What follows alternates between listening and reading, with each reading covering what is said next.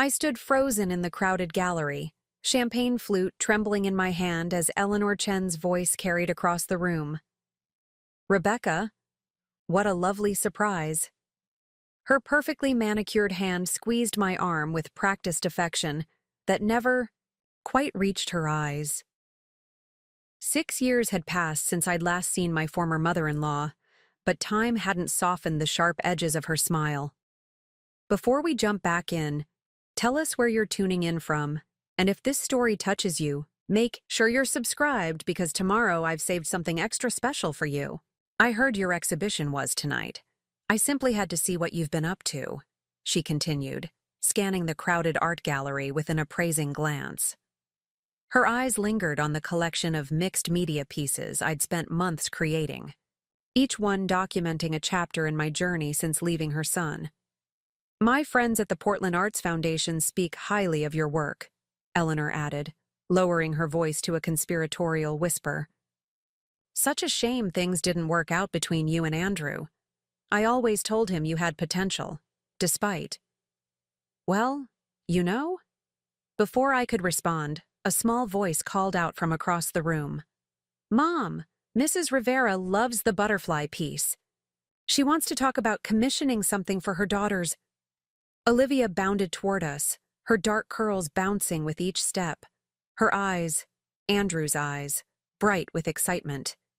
She stopped abruptly, noticing Eleanor for the first time. Eleanor's champagne glass slipped from her fingers, shattering on the hardwood floor. "Who is this?"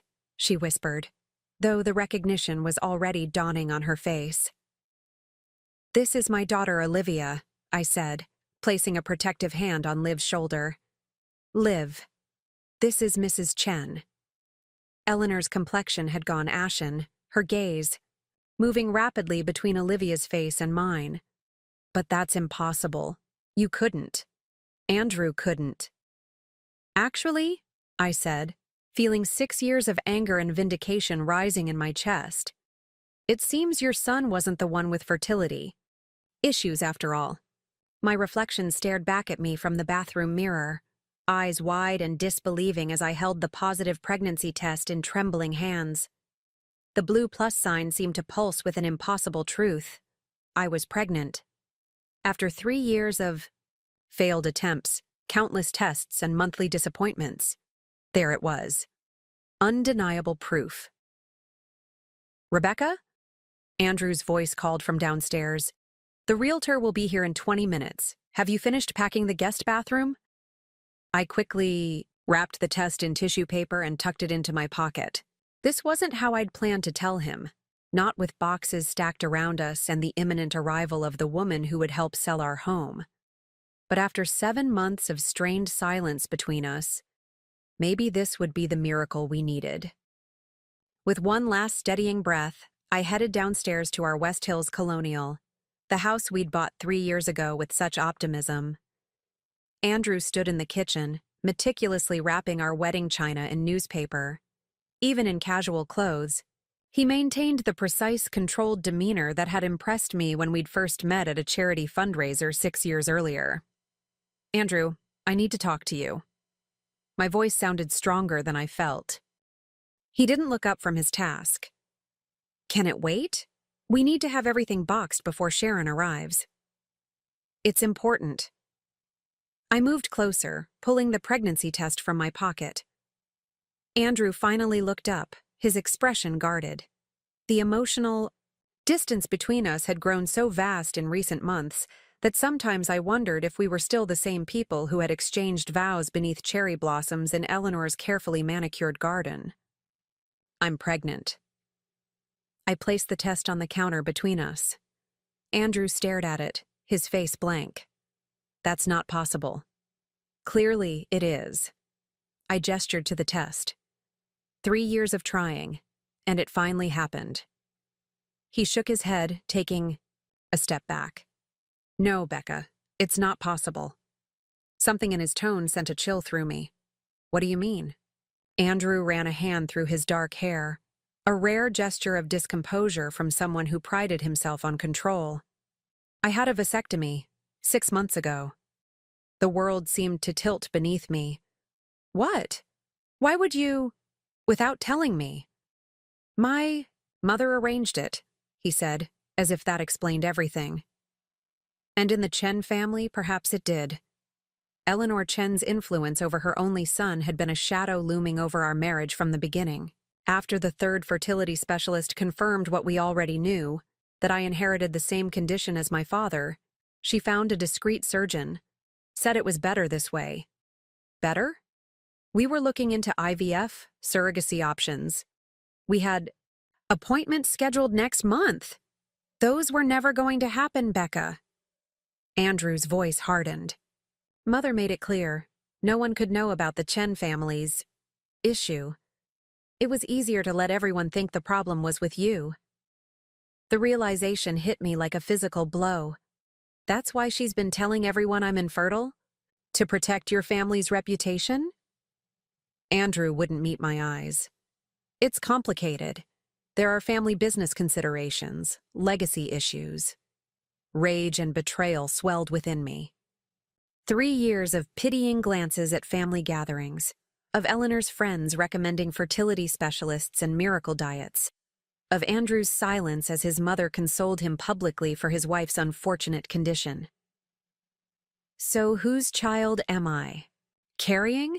I finally asked, the question hanging in the air between us. Andrew's expression shifted from shock to hurt to something colder. I think that's obvious, isn't it? You've made your choice. My choice? You lied to me.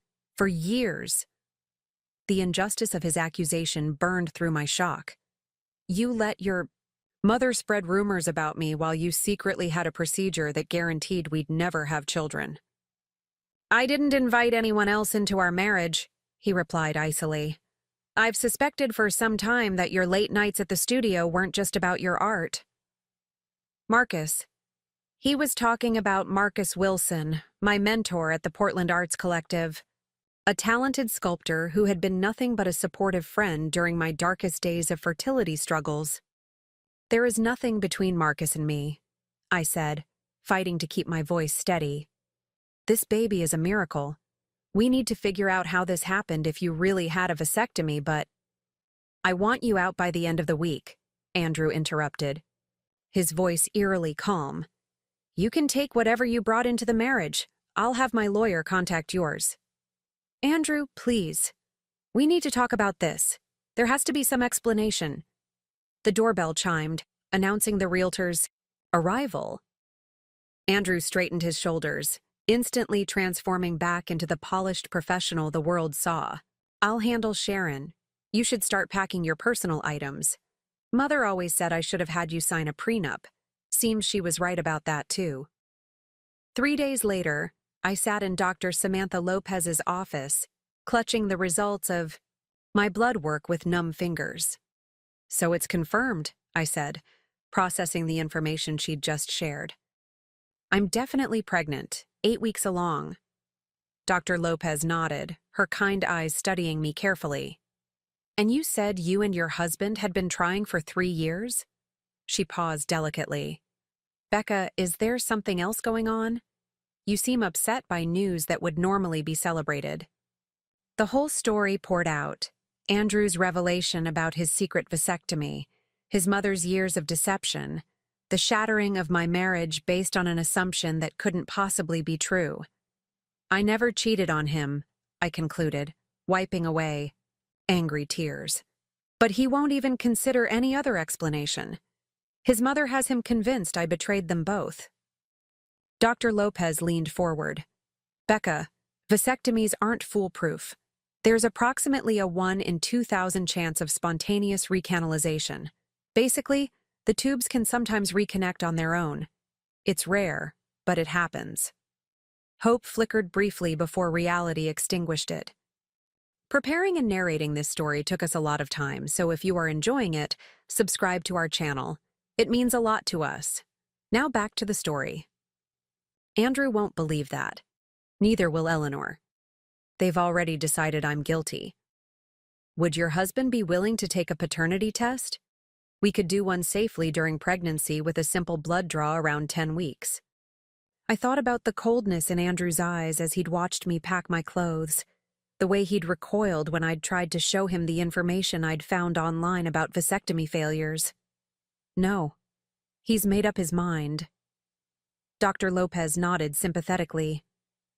Then let's focus on you and this baby. How are you feeling physically? Terrified, I admitted. I'm staying at a friend's apartment until I figure things out. I have some money saved from commissions, but not much. The divorce paperwork already arrived. One step at a time, she advised. Let's make sure you're getting proper prenatal care, and I can refer you to some resources that might help with your situation. I left the clinic with a folder of pamphlets, a prescription for prenatal vitamins, and the crushing weight of uncertainty. The crisp autumn air bit at my cheeks as I walked to the bus stop, no longer able to afford the luxury of Uber rides or the BMW that had come with my married life. My phone buzzed with a text from Marcus. Studio space available all afternoon. Art therapy session. No charge for emotional crises. Despite everything, I smiled. Marcus had been nothing but supportive since I'd shown up at his door with 2 suitcases and shattered dreams. His spare room wasn't much, just a twin bed and dresser in the corner of his Pearl District loft. But it was shelter while I figured out my next move. The bus crawled through afternoon traffic toward downtown Portland. Through the window, I watched couples strolling along the waterfront, families with strollers, lives that seemed impossibly stable compared to mine. Just weeks ago, I'd been Becca Chen, up-and-coming mixed media artist with a successful husband and a beautiful home. Now I was Rebecca Mitchell again, my maiden name reclaimed in a moment of defiance when signing the preliminary divorce papers, pregnant, essentially homeless, and branded as an adulteress by the family that had once welcomed me. By the time I reached the converted warehouse that housed the Portland Arts Collective, my determination had solidified. I might have lost everything else, but I still had my talent, my integrity, and now, unexpectedly, a child to fight for. Marcus was working on a large metal sculpture when I arrived, his tall frame bent over a welding torch. He killed the flame when he noticed me, pushing up his safety goggles. "Rough day?" he asked, taking in my expression. Dr. Lopez confirmed everything. I'm definitely pregnant. And there's a medical explanation for how it could have happened despite Andrew's vasectomy, but he won't even listen. Marcus set down his tools and pulled up a stool for me. At 45, he was 15 years my senior and had become something of a protective older brother since I'd joined the collective 2 years ago. "I hate seeing what they're doing to you," he said. "Especially when a simple paternity test could clear everything up. Eleanor Chen doesn't want clarity. She wants control." I sank onto the stool, suddenly exhausted. She's been running Andrew's life for so long, I don't think he knows how to question her anymore. "So what's your plan now, Mama Bear?" Law. Nickname, though meant affectionately, made my new reality crash down on me. I need to find my own place, get more commissions, figure out how to be a single mother. The magnitude of it all threatened to overwhelm me. I don't even know where to start.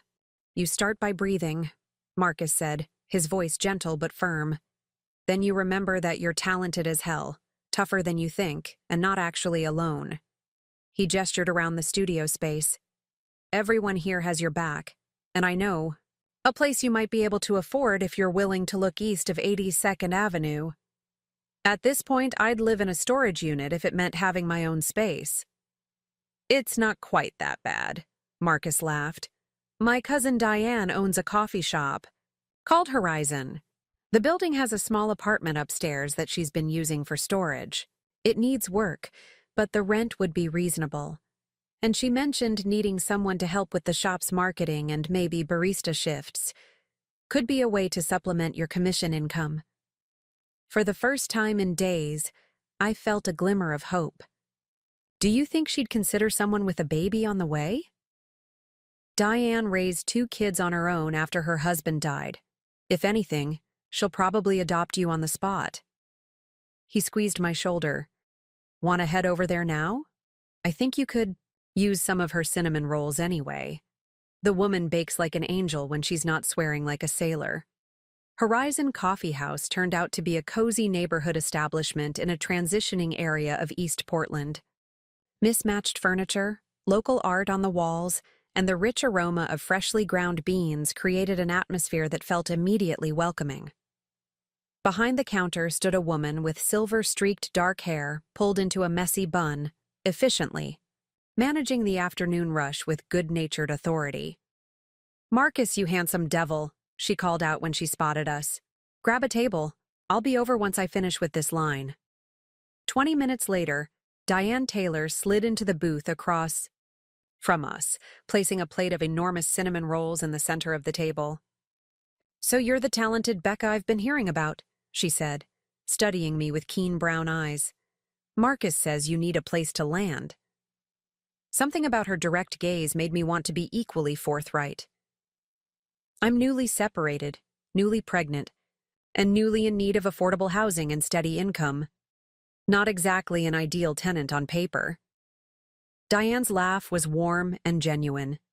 "Honey, if I'd waited for ideal circumstances, I'd never have opened this place after Jason died. Sometimes the messy middle is where the best stories start." She took a sip of her coffee. "The apartment needs work, painting, deep cleaning, some minor repairs, but it's got good bones, decent light, and it's a straight shot down to the shop when you're ready to start work."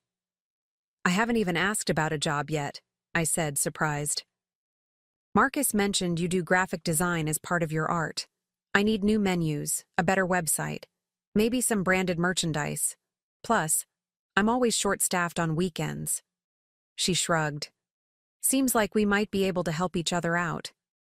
"I don't know anything about making coffee," I admitted.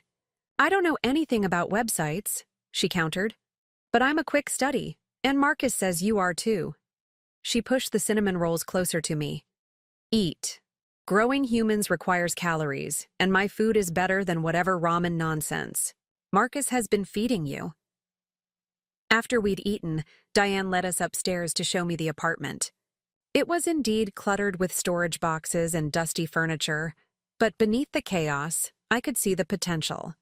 Large windows overlooking the street, a small kitchenette, a separate bedroom, and a surprisingly spacious bathroom. "It's not the West Hills," Diane said, watching me take it all in. "But it's yours if you want it. Rent's $800, utilities included. I can take it out of your paychecks until you get settled." The kindness of her offer brought unexpected tears to my eyes. "Why would you do this for someone you just met?" Diane's expression softened. "Because 16 years ago, I was you, terrified, pregnant with my second, and suddenly widowed when Jason's heart gave out. Someone gave me a chance when I needed it most." She gestured around the apartment. "Consider this paying it forward."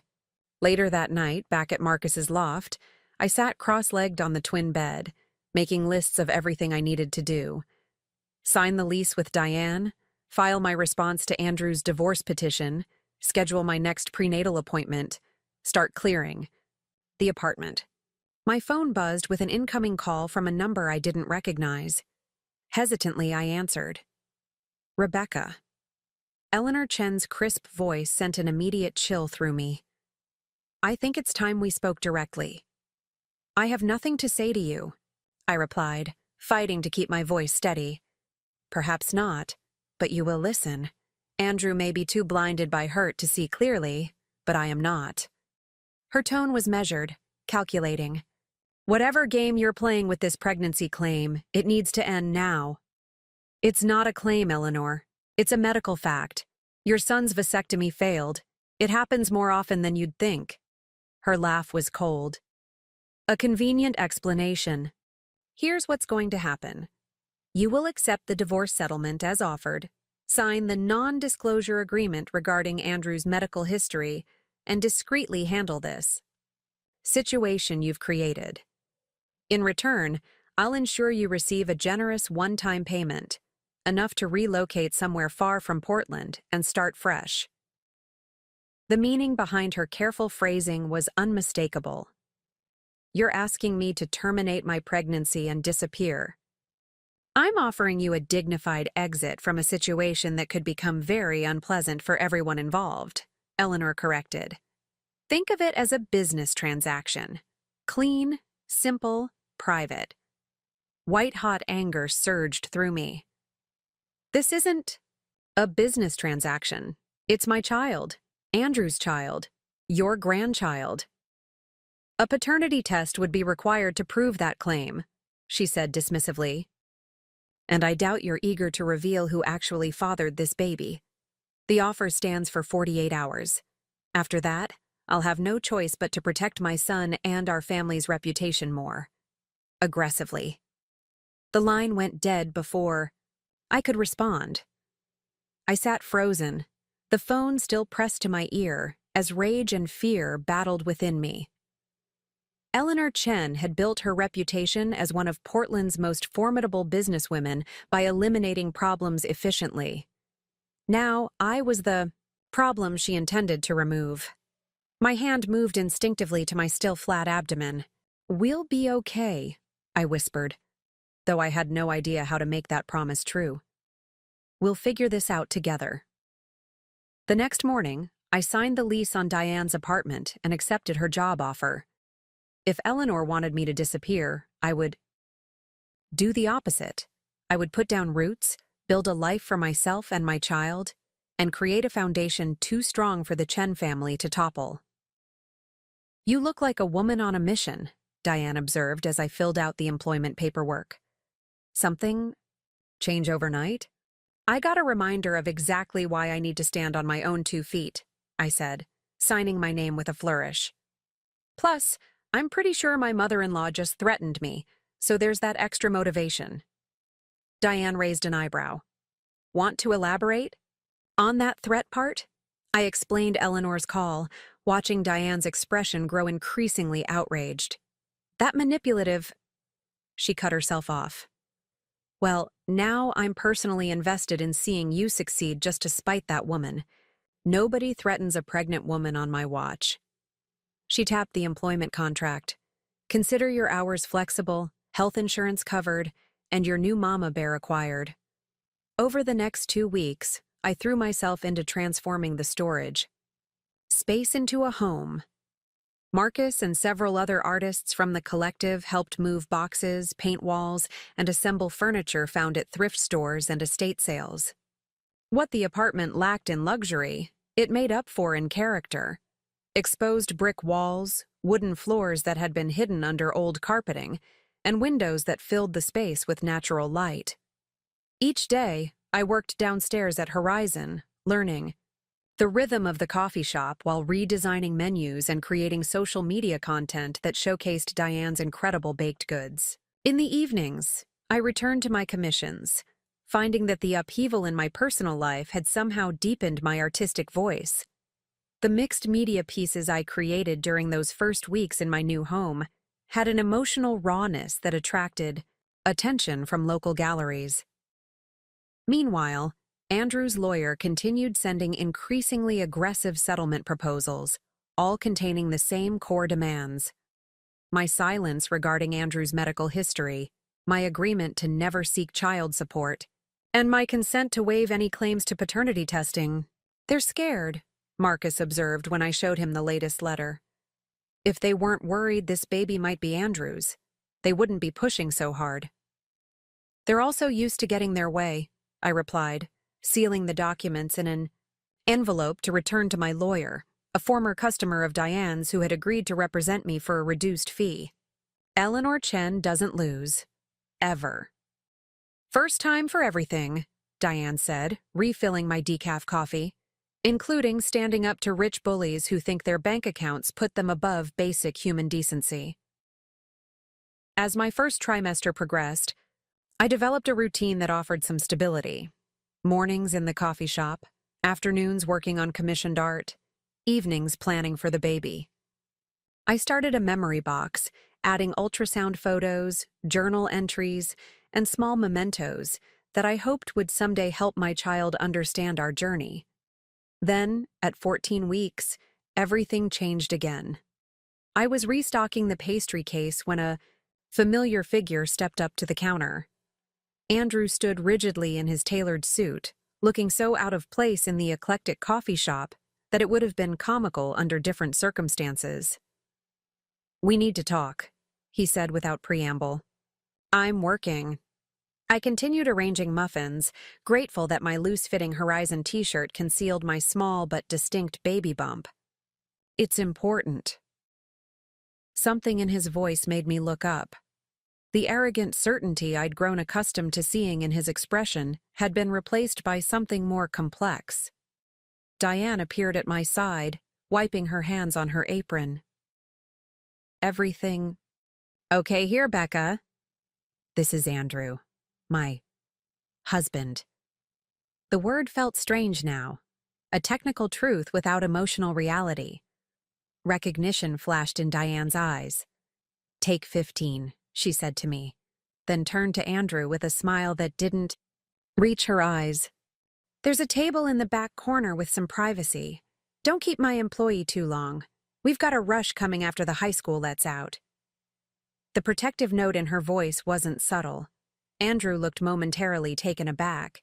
He wasn't accustomed to being addressed in that tone, but followed me to the indicated table. "How did you find me?"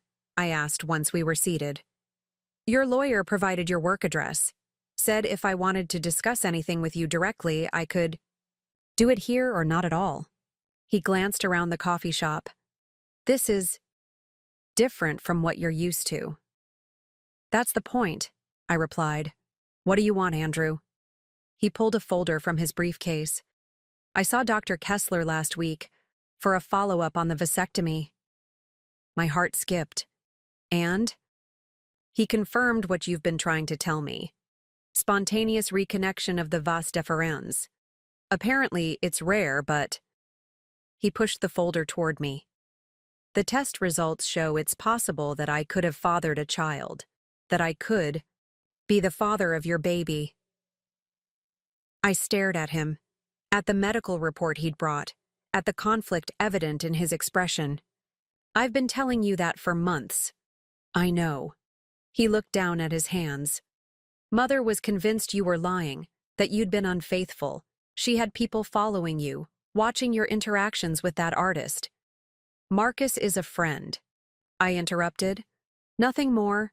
The fact that you had me followed instead of simply talking to me says everything about what our marriage had become." Andrew had the grace to look ashamed. "I'm not proud of many things I've done recently." He took a deep breath.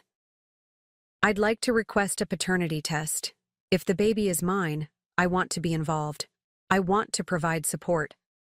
And if tests confirm what I already know, that this is your child, then we should discuss co-parenting arrangements."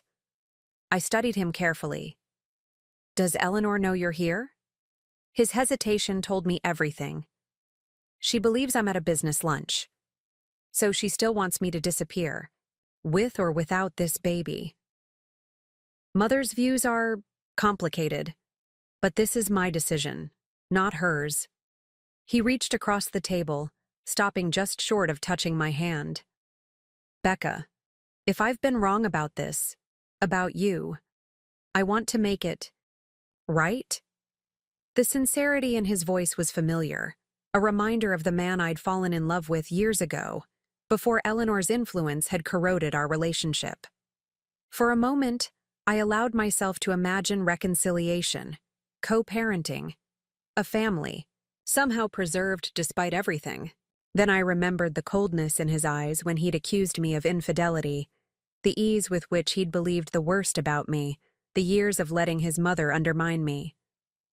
"I'll agree to the paternity test," I said finally.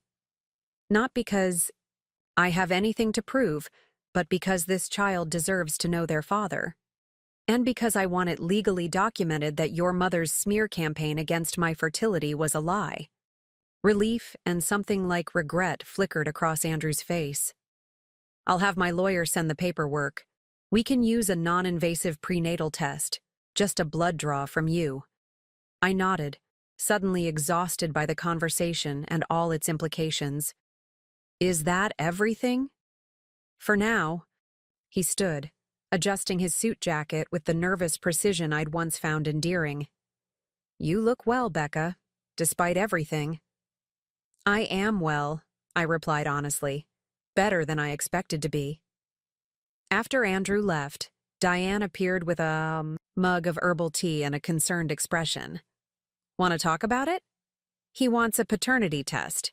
Turns out his vasectomy failed, just like I said it did. And how do you feel about that? I wrapped my hands around the warm mug, vindicated, anxious, confused. I looked up at her. Part of me wants to reject any involvement from him after how quickly he turned on me. But another part thinks, our child deserves a chance to know their father, however complicated that might be. Diane nodded thoughtfully. Just remember, you're in control now. You're building something solid here. She gestured around us. Whatever comes next, you're facing it from a position of strength, not desperation. She was right. In the, month since Andrew had demanded I leave our home, I'd created something new, a community of support, meaningful work, a space that was truly mine. The baby growing inside me wasn't a complication or a scandal. They were the catalyst for the life I was now building, brick by stubborn brick. I reported for my next shift with a lighter heart, knowing that whatever Andrew or Eleanor might do next, they no longer held the power to break me. The paternity test would confirm what I already knew, and then we would move forward, not on the Chen family's terms, but on mine and my child's. 2 weeks later, my lawyer called with the test results. Congratulations, Rebecca. You're officially having Andrew Chen's baby with a 99% probability.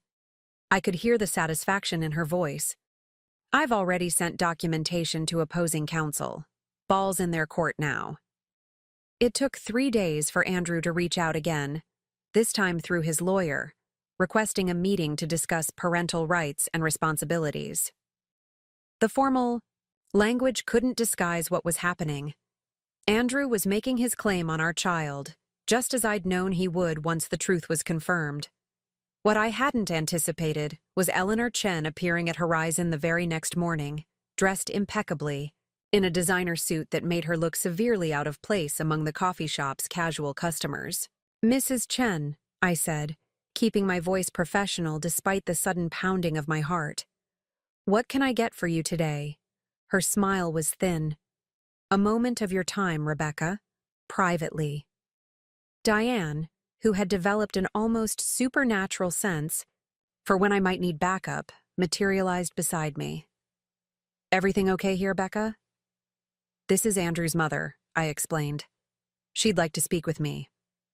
Well, we're pretty busy right now, Diane said, surveying the nearly empty shop with exaggerated concern. But I suppose you could use the office for 5 minutes. Just 5, mind you. Those social media posts won't create themselves.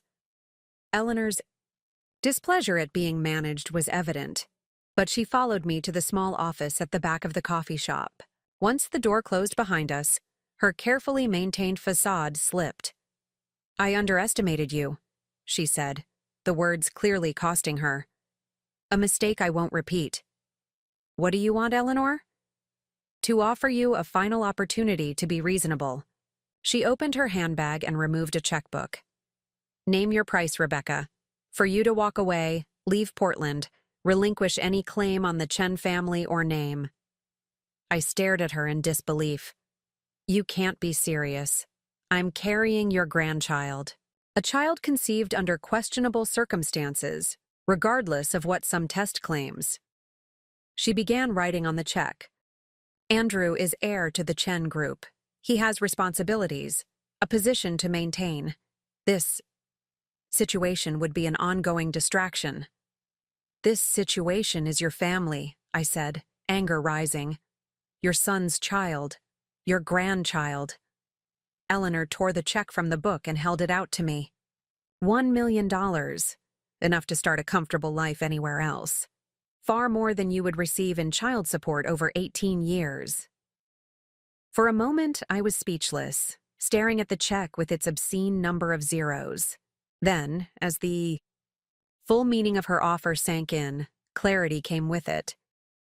"You want me to sell you my baby," I said slowly. "To erase myself from their life. To let you and Andrew pretend I never existed." "I want to protect my family's legacy," she corrected. Sharply.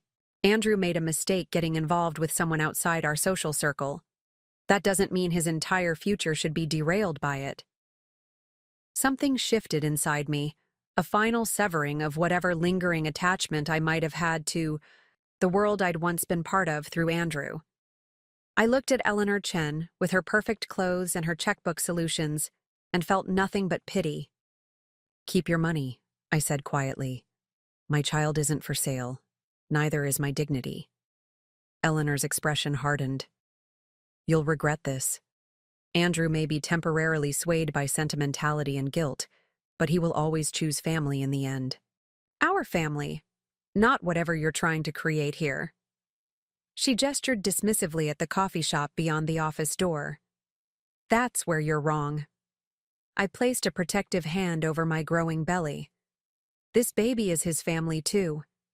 And if Andrew chooses to shut us out because you demand it, that will be his loss to live with." I opened the office door. "Your 5 minutes are up, Mrs. Chen.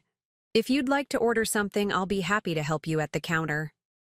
She left without another word, her rigid posture and tight jaw the only indications of her fury. As the door closed behind her, Diane appeared with a mug of herbal tea and a questioning look. "She offered me $1 million to disappear with the baby," I said, still processing the encounter.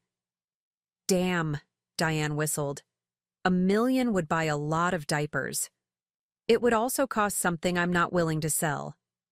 Diane wrapped an arm around my shoulders. "And that's why you're going to be an amazing mother, Becca, because you already know what's priceless." The first trimester morning sickness hit me like a tsunami one Tuesday morning as I attempted to frost cupcakes for Horizon's display case.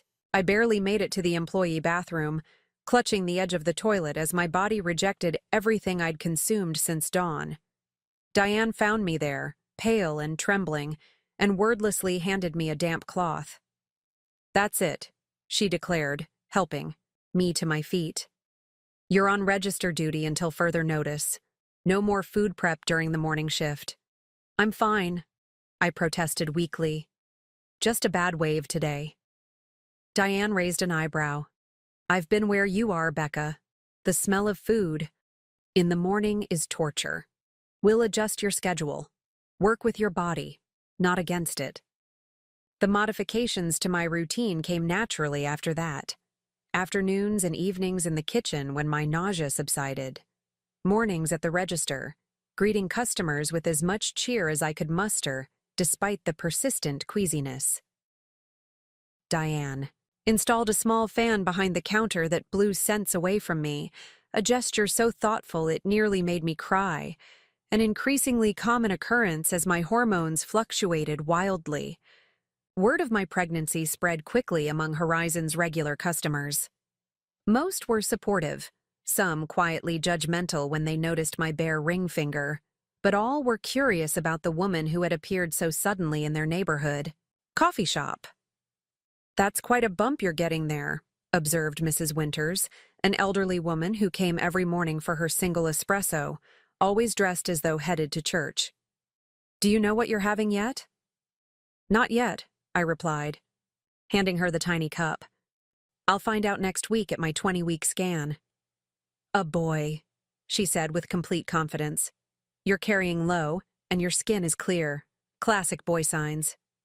She leaned closer, lowering her voice. "The father in the picture?" Before I could formulate a response that wasn't overly personal, Tanya, our weekend barista and my newfound ally, intervened from the espresso machine. "Becca's got the whole village behind her. Takes more than DNA to make a dad, right?" Mrs. Winters nodded sagely. "My Albert raised 3 children who weren't his by blood. Best father I ever knew." She dropped her usual $5 tip into the jar. "You tell me if you need anything, young lady. I've got enough hand-knitted baby blankets to open a store." These small kindnesses sustained me through the increasingly complicated legal negotiations with Andrew. True to his word, he wanted involvement with the child, our child, but his vision of co-parenting bore the unmistakable influence of Eleanor's manipulation. Each proposal from his lawyers gave him extensive decision-making power while limiting my autonomy as the primary caregiver. "They're testing boundaries," my lawyer explained during one of our meetings in Diane's office after hours. "Seeing how much control you'll surrender." "I don't want to keep Andrew from his child," I said, rubbing my growing belly absently. "But I won't let him dictate our lives either. That's why we counter with our terms. Joint decision-making on major issues, liberal visitation that increases as the child grows, financial support commensurate with his resources." She closed her folder decisively. "And an ironclad provision that prevents his mother from making medical or educational decisions in his absence." I winced. "He'll never agree to that last one." "Then he reveals his true priorities, doesn't he?" My lawyer's expression softened slightly. "Rebecca, you need to prepare yourself. This may get uglier before it resolves." She was right. The next communication from Andrew's legal team included a demand for a court-appointed psychological evaluation, a fishing expedition designed to paint me as emotionally unstable based on my erratic behavior during our separation. Erratic behavior? I repeated incredulously when my lawyer called with the news. "I've been working 2 jobs, preparing for a baby, and dealing with his mother's harassment. What exactly is erratic about that?" "It's a standard tactic," she assured me. "We'll respond by welcoming the evaluation, as long as it applies equally to Andrew and includes an assessment of undue influence from third parties in his household." The veiled reference to Eleanor's manipulation was clear. The demand for psychological evaluation mysteriously disappeared from subsequent negotiations. As my second trimester progressed, I found unexpected joy in preparing for my child's arrival. The tiny bedroom adjacent to mine in the apartment gradually transformed into a nursery, filled with secondhand furniture that I refinished during quiet evenings. A rocking chair found at an estate sale, a crib donated by one of Diane's relatives, a changing table that Marcus helped me build from repurposed wood. "You've got a real talent for this," Marcus observed one Saturday as we added the finishing touches to a bookshelf made from an old ladder. "Have you thought about expanding your furniture restoration into baby items? There's a huge market for unique nursery pieces." The idea took root immediately. I began photographing my creations and posting them on a dedicated Instagram account. Renewed beginnings, custom nursery furniture. The response was overwhelming. Within weeks, I had commissions for custom pieces from expectant parents who wanted something more personal than mass-produced items. Between my shifts at Horizon, my growing furniture business, and my ongoing legal battle with Andrew, exhaustion became my constant companion. More than once, Diane found me asleep at the workbench I'd set up in the corner of my apartment, sandpaper still in hand. "You're doing too much," she admonished, steering me toward my bed. "The baby needs you rested more than they need another perfectly painted drawer." "I need to be financially secure before they arrive," I argued through a massive yawn. "And I'm actually enjoying the work. It feels healing somehow." "Healing is good. Collapse from exhaustion isn't." She pulled a throw blanket over me as I sank onto the mattress, too tired to resist. "The shop can manage without you tomorrow. Sleep in, work on your commissions at a human pace, and remember that marathon runners pace themselves." I did take the next day off, using the time to attend my 20-week anatomy scan. The technician moved the ultrasound wand across my belly with practiced efficiency, pointing out tiny hands, feet, a perfect spine, and finally confirming what Mrs. Winters had predicted: a boy. "Would you like me to print extra photos?" the technician asked. "For the father, perhaps?" The question caught me off guard. "Yes, I decided after a moment. 3 copies, please. One set I added to my growing memory box. Another I tucked into my purse to show Diane and the Horizon staff. The third set I mailed to Andrew's office with a brief note. Your son, healthy in every way, 20 weeks. I hadn't expected a response, so the text message that arrived later that evening was a surprise. Thank you for the photos. Can we meet to discuss next steps? No lawyers. We arranged to meet at a neutral location, a park near the hospital where I'd had my scan. Andrew was already waiting on a bench when I arrived, his suit jacket abandoned in the unseasonable warmth, shirt sleeves rolled up in a rare display of informality. You look well, he said, as I lowered myself awkwardly beside him, my center of gravity shifting with each passing week. You look tired, I replied honestly. Dark circles shadowed his eyes and tension lines had deepened around his mouth. Work has been demanding. He hesitated. Mother is pushing for expansion into international markets. The hours are brutal. I remember. How many nights had I eaten dinner alone during our marriage, waiting for Andrew to return from meetings that inevitably ran late? How many weekends had been sacrificed to Eleanor's ambitious business plans? An uncomfortable silence stretched between us before Andrew cleared his throat. I've been thinking about names. Family names, specifically. I see. Of course Eleanor would insist on a family name. I braced myself for the suggestion of Andrew's father's name, Henry, or perhaps his grandfather's, Wei. Not Chen family names, Andrew clarified, surprising. Me? Your family. Mitchell names. I stared at him, genuinely shocked. Why? Andrew looked down at his hands. Because I'm trying to do better, to think beyond what's expected. He met my gaze directly. I don't want our son to be a battleground, Becca, or a pawn. He deserves better than that. For the first time since our separation, I glimpsed the man I'd fallen in love with. Thoughtful, quietly determined, capable of standing on his own. Thank you, I said softly. That means more than you know. I've instructed my lawyers to withdraw the more aggressive demands in our custody negotiations. He shifted uncomfortably. Some of those terms were at Mother's insistence. I should have questioned them more thoroughly.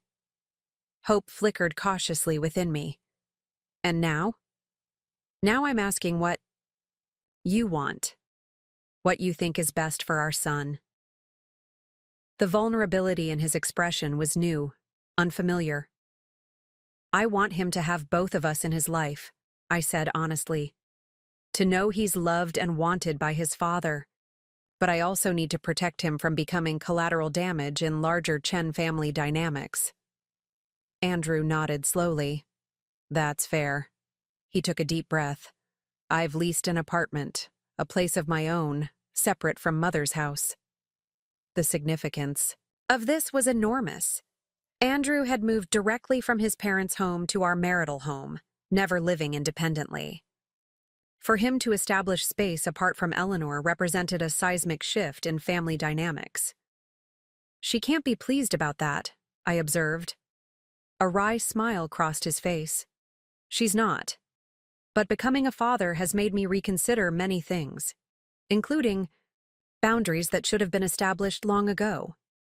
We spent the next hour on that park bench, talking more openly than we had in years. About practical co-parenting arrangements, about Andrew's complicated relationship with his mother, about my growing furniture business and the community I'd found at Horizon. For the first time, it felt like we might forge a path forward based on mutual respect rather than legal mandates. As we prepared to leave, Andrew hesitated. Would it be all right if He gestured toward my rounded belly. I nodded, surprised by the request but willing to bridge this small gap. Andrew placed his hand gently on my stomach, his expression transforming from uncertainty to wonder when the baby kicked firmly against his palm. That's incredible, he whispered. He's strong, I said, already making his presence known. Andrew withdrew his hand reluctantly. Like his mother, he said quietly, stronger than anyone expected. The subtle acknowledgement of my resilience lingered with me long after we parted ways.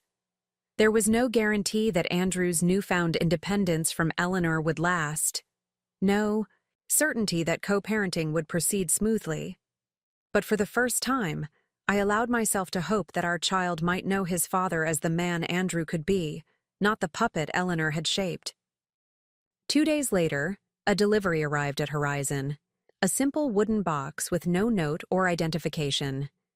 Inside, nestled in tissue paper, lay a small hand-carved wooden lion, exquisitely detailed and polished to a warm glow. Secret admirer? Diane asked, examining the beautiful craftsmanship. I think it's from Andrew, I said, running my fingers over the smooth curves of the lion's mane. His way of suggesting a name, perhaps. Leo? Diane considered this. Strong name, means lion, in Latin. I placed the carving on the counter, watching sunlight play across its golden surface. Leo Mitchell. I tried the name aloud. Not a Chen family name, but not a complete rejection of that heritage either. A fresh start with roots in something enduring. I like it. That evening, I texted Andrew a photo of the lion carving positioned on the windowsill of the nursery. Leo Mitchell. Perfect. His response came minutes later. It suits him. The gesture and our park bench conversation marked a turning point in our negotiations. Andrew's lawyers presented revised terms that were remarkably reasonable. Joint legal custody with primary physical custody to me, generous visitation rights, substantial financial support, and most surprisingly, a clause strictly limiting Eleanor's authority to make decisions on behalf of the child. He's actually standing up to her, my lawyer remarked, reviewing the documents with unconcealed surprise. I've negotiated against the Chen legal team before. This is unprecedented. We finalized the agreement 2 weeks before my due date, signing papers in a conference room that felt worlds away from the coffee shop that had become my home base. Andrew maintained a formal demeanor throughout the meeting, but as our lawyers packed away their materials, he lingered. Mother wants to host a baby shower, he said, clearly uncomfortable with the message he'd been tasked to deliver. At the house, family, close friends, some business associates. I couldn't help but laugh. A baby shower? For the child she offered $1 million to make disappear? Andrew winced. She's adjusting to reality, in her own way.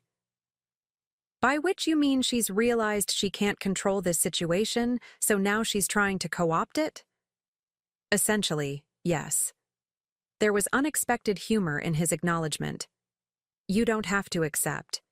I appreciate the invitation, I said diplomatically, but I've already had a shower. A simple celebration organized by Diane and Tanya, attended by Horizon regulars and artists from the collective. No extravagant gifts, just practical necessities and handmade treasures infused with genuine care. Please thank your mother, but tell her I'm focusing on rest in these final weeks. Andrew nodded, seemingly relieved by my refusal. Can I bring something for the nursery? Something from me, not her. The lion carving was perfect, I assured him. But the nursery could use books, children's classics, the kind we'd want to read to him. The tenderness that flickered across Andrew's face confirmed I'd made the right suggestion. For all his mother's influence, Andrew had treasured books as a child. We'd connected initially over shared literary references at that first charity event, discussing favorite childhood stories long after other guests had departed. I know just what to get, he said, his expression softening. Books that stand the test of time. The collection of children's books arrived 3 days later, beautifully illustrated editions of Where the Wild Things Are, Goodnight Moon, The Little Prince, and a dozen others. Tucked inside the velveteen rabbit was a note in Andrew's precise handwriting. For Leo, to begin his library, may he learn early what it means to become real through being loved. The thoughtfulness of the gift moved me to tears, those ever-present pregnancy hormones amplifying emotions I might otherwise have contained. For the first time since our separation, I allowed myself to mourn what might have been if Andrew had found his independence sooner, if Eleanor's influence hadn't corrupted our relationship, if we'd had the chance to build a family without the trauma of betrayal and accusation. My melancholy reflections were interrupted by a sharp, unmistakable pain radiating across my lower back and abdomen. I glanced at the clock, 3:17 a.m., and realized with sudden clarity that Leo had decided to make his entrance 3 weeks ahead of schedule. I called Diane first, having long ago agreed she would drive me to the hospital when the time came. Then, after a moment's hesitation, I texted Andrew. Labor started. Heading to Portland Memorial with Diane. We'll keep you updated. By the time Diane arrived, harried but fully alert despite the hour, my contractions were coming regularly, 5 minutes apart. Cutting it close there, Mitchell, she teased as she helped me to her car. First babies usually take their time.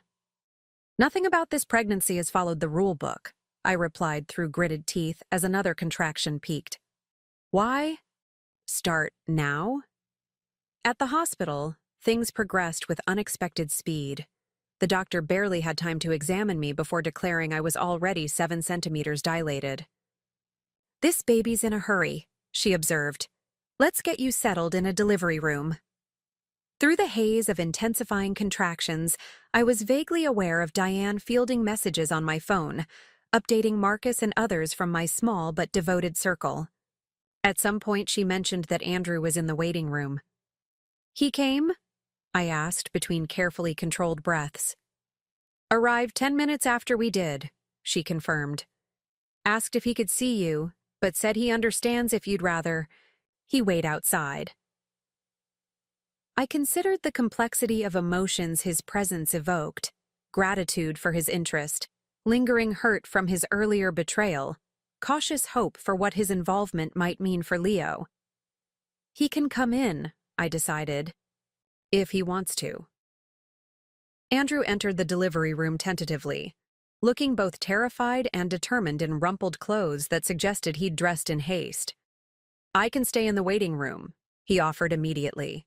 I don't want to intrude. Another contraction seized me before I could respond. Without hesitation, Andrew moved to the side of the bed opposite Diane, offering his hand. I gripped it reflexively, squeezing hard as the pain crested and receded. Sorry, I gasped when I could speak again. Don't apologize, he said softly. I'm here if you want me, however you need me. For the next 2 hours, as labor intensified to nearly unbearable levels, Andrew remained steadfast. He didn't flinch when I crushed his fingers during contractions, didn't retreat when I snapped at him during a particularly brutal stretch of transition, didn't waver when the doctor announced it was time to push. You're doing amazingly, he murmured, wiping my forehead with a cool cloth. Almost there, Becca. In that moment, the months of conflict receded. We weren't adversaries negotiating custody terms or ex-spouses navigating a complicated separation. We were just 2 people witnessing the miracle of their child entering the world. Leo Mitchell arrived at 7:48 a.m., announcing his presence with a lusty cry that filled the delivery room. Perfect APGAR scores, the doctor declared, placing his tiny, squirming body on my chest. Congratulations, Mom. He's beautiful. Through tears, I examined our son, the delicate fingers, the shock of dark hair, the determined little chin that resembled Andrew's. Hello, Leo, I whispered. We've been waiting for you. When I glanced up, Andrew's eyes were filled with tears. Thank you, he said, his voice choked with emotion, for letting me be here, for giving us such a perfect son. In that raw, unguarded moment, with Leo's weight warm against my skin, I glimpsed what might be possible. Not a reconciliation of our marriage, but a new kind of partnership centered entirely on the tiny human we'd created together. The peaceful bubble of those first hours was punctured, inevitably, by the arrival of Eleanor Chen.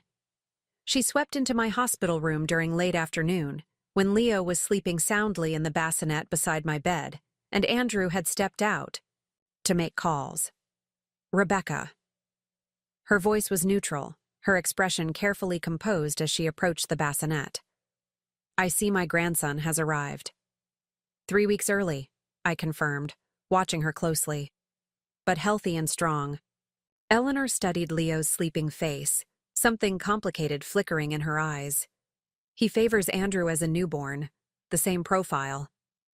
I remained silent, waiting.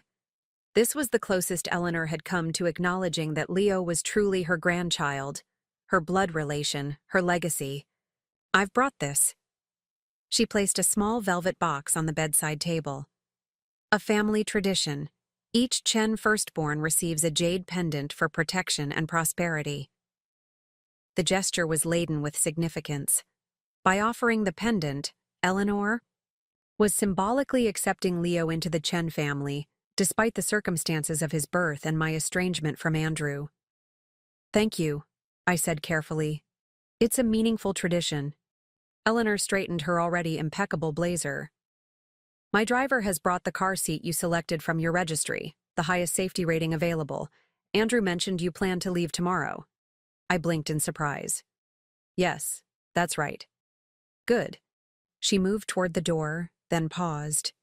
You should know, Rebecca, that while I may have misjudged certain aspects of this situation, my primary concern has always been protecting my family. Leo is your family now, I replied evenly. I hope your protection extends to him, regardless of how you feel about me. Something that might have been respect flickered briefly in Eleanor's expression. We'll see each other soon, I expect. Andrew has informed me of the visitation schedule you've arranged. After she departed, I opened the velvet box. Inside lay an exquisite jade pendant on a delicate gold chain, carved with Chinese characters, and symbols I couldn't read. Despite everything that had transpired between Eleanor and me, I recognized the gift for what it was. Not merely a tradition fulfilled, but a tentative olive branch extended. Andrew returned moments later, looking mildly shell-shocked. I see Mother has been here. She brought the family jade pendant, I said, showing him the box. And apparently a car seat. Andrew ran a hand through his hair. She's trying, in her way. When I told her Leo had arrived early, she actually canceled a business meeting to go shopping for him. He sank into the chair beside my bed. It's not an apology, but it's something. Progress, I agreed cautiously. One small step. As if sensing the conversation about his grandmother, Leo began to stir in his bassinet, little fists waving as he worked his way toward a full-throated cry. Andrew hesitated, then asked, May I? I nodded, watching as he carefully lifted our son, supporting his head with instinctive gentleness. Hey there, little lion, he murmured. I'm your dad. The simple declaration, spoken with such tenderness, cemented the reality of our new dynamic. Whatever had broken between Andrew and me could not be mended, but something new was forming in its place. A partnership based not on romantic love, but on the shared love for the child in his arms. As Leo settled against Andrew's chest, his cries subsiding into contented snuffles, I allowed myself to acknowledge what the past 9 months had taught me. Sometimes, the most devastating loss could lead to unexpected gifts. Sometimes the most painful endings created space for necessary beginnings. And sometimes, the family you build from the ashes of broken dreams is stronger than the one you originally imagined. The journey home from the hospital the next day marked the beginning of our new reality. Diane drove while I sat beside Leo's car seat in the back, watching his sleeping face and marveling at the perfection of his tiny features. You ready for this? Diane asked, glancing at me in the rearview mirror. Not even slightly, I admitted, with a tired laugh. But we'll figure it out together, won't we, Leo? My apartment had been transformed in my absence. Fresh flowers brightened every surface. A handmade banner reading, "Welcome Home, Leo," stretched across the living room. The refrigerator was stocked with prepared meals, each labeled with heating instructions. And positioned prominently on the coffee table was a carved wooden sign that read, "The Mitchells," in elegant lettering. Marcus's handiwork, Diane explained, noting my reaction to the sign. He said every family needs a proper nameplate. The word family caught in my chest, a concept I'd thought shattered beyond repair now reconstituted in this unexpected form. Leo and me, the community at Horizon, Marcus and the Artists Collective, even Andrew finding his way toward fatherhood on new terms. As Diane helped settle us in, showing me the additional supplies that had mysteriously appeared during my hospital stay, I allowed myself to fully embrace the path that had led me here. Not the future I'd once planned, with its conventional security and predictable milestones, but something more hard-won and authentically mine. We've set up a rotation, Diane was saying, pointing to a calendar on the refrigerator. Different. People bringing dinner each night for the first 2 weeks. And Tanya's going to handle your social media accounts for the furniture business until you're ready to dive back in. You didn't have to do all this, I said, emotion thickening my voice. Honey, this is what family does, Diane replied, squeezing my shoulder.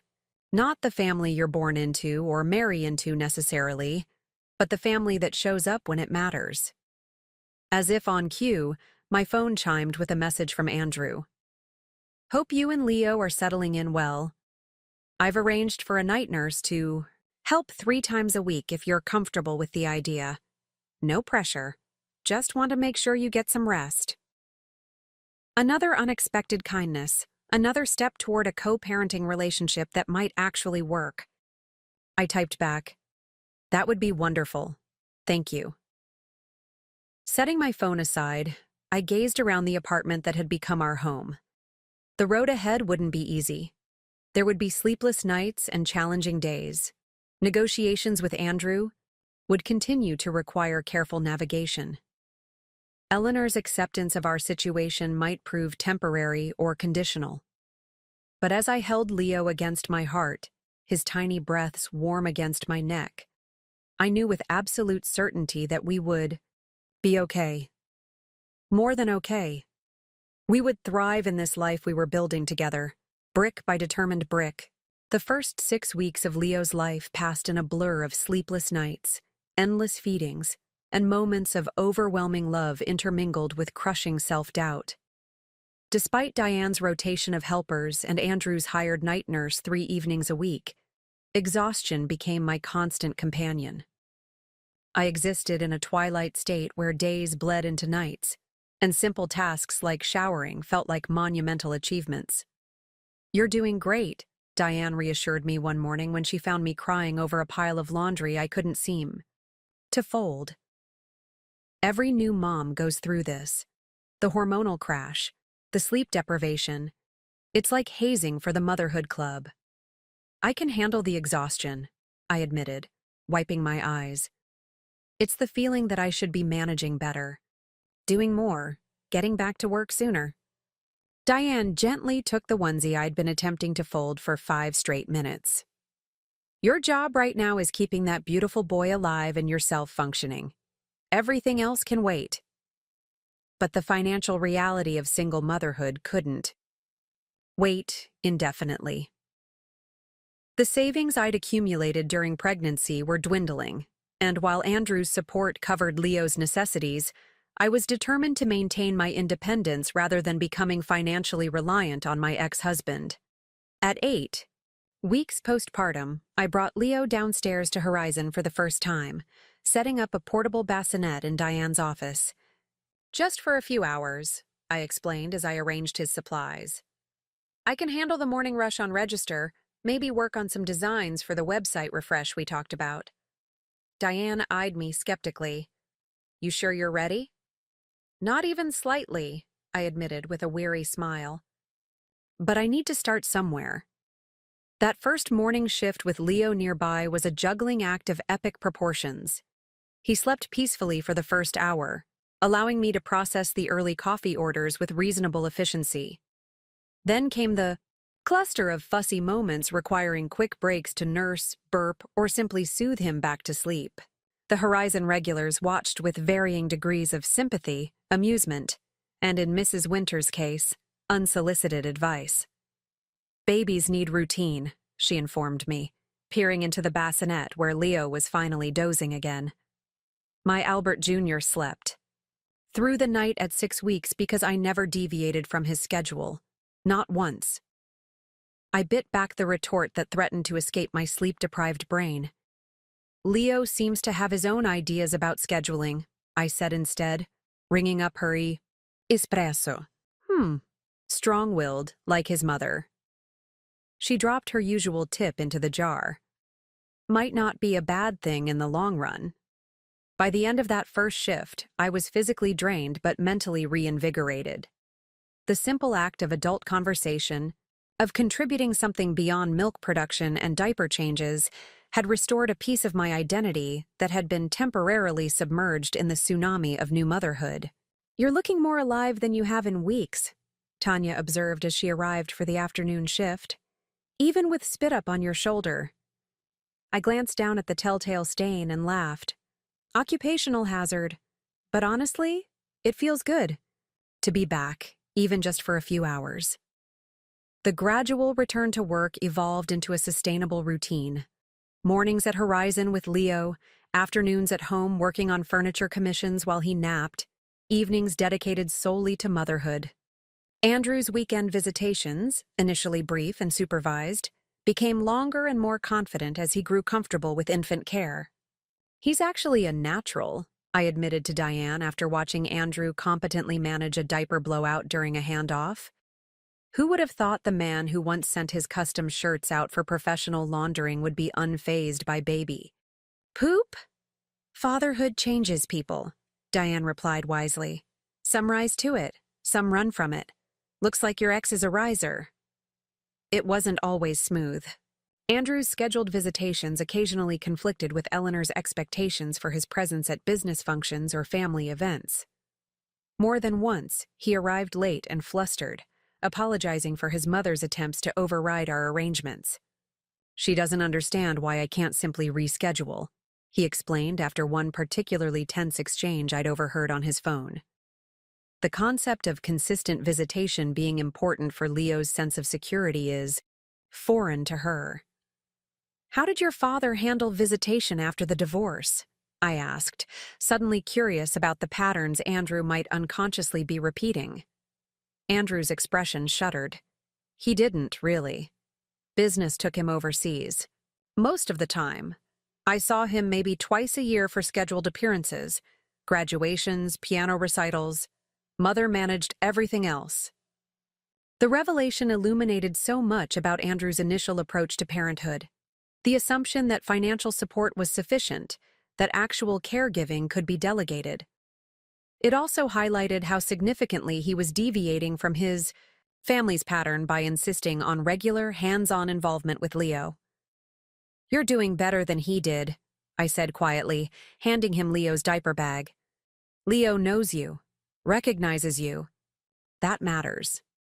Something complicated flickered across Andrew's face. Gratitude, determination, and perhaps a touch of grief for his own childhood experiences. I'm trying, he said simply. By the time Leo reached 6 months, a fragile equilibrium had established itself. My furniture business had expanded to include commissioned pieces beyond nursery items, providing a steady secondary income. Horizon had adapted to accommodate Leo's presence during my shifts, with regular customers often volunteering to rock his portable seat while I managed the register. Andrew had settled into a predictable visitation schedule, occasionally taking Leo to his apartment overnight as his confidence in his parenting abilities grew. Even Eleanor had found a reluctant place in our arrangement, hosting Sunday afternoon family time at her home. Sessions I initially declined to attend, but gradually accepted for Leo's sake. She actually asked about your furniture designs. Yesterday, Andrew mentioned after one such visit.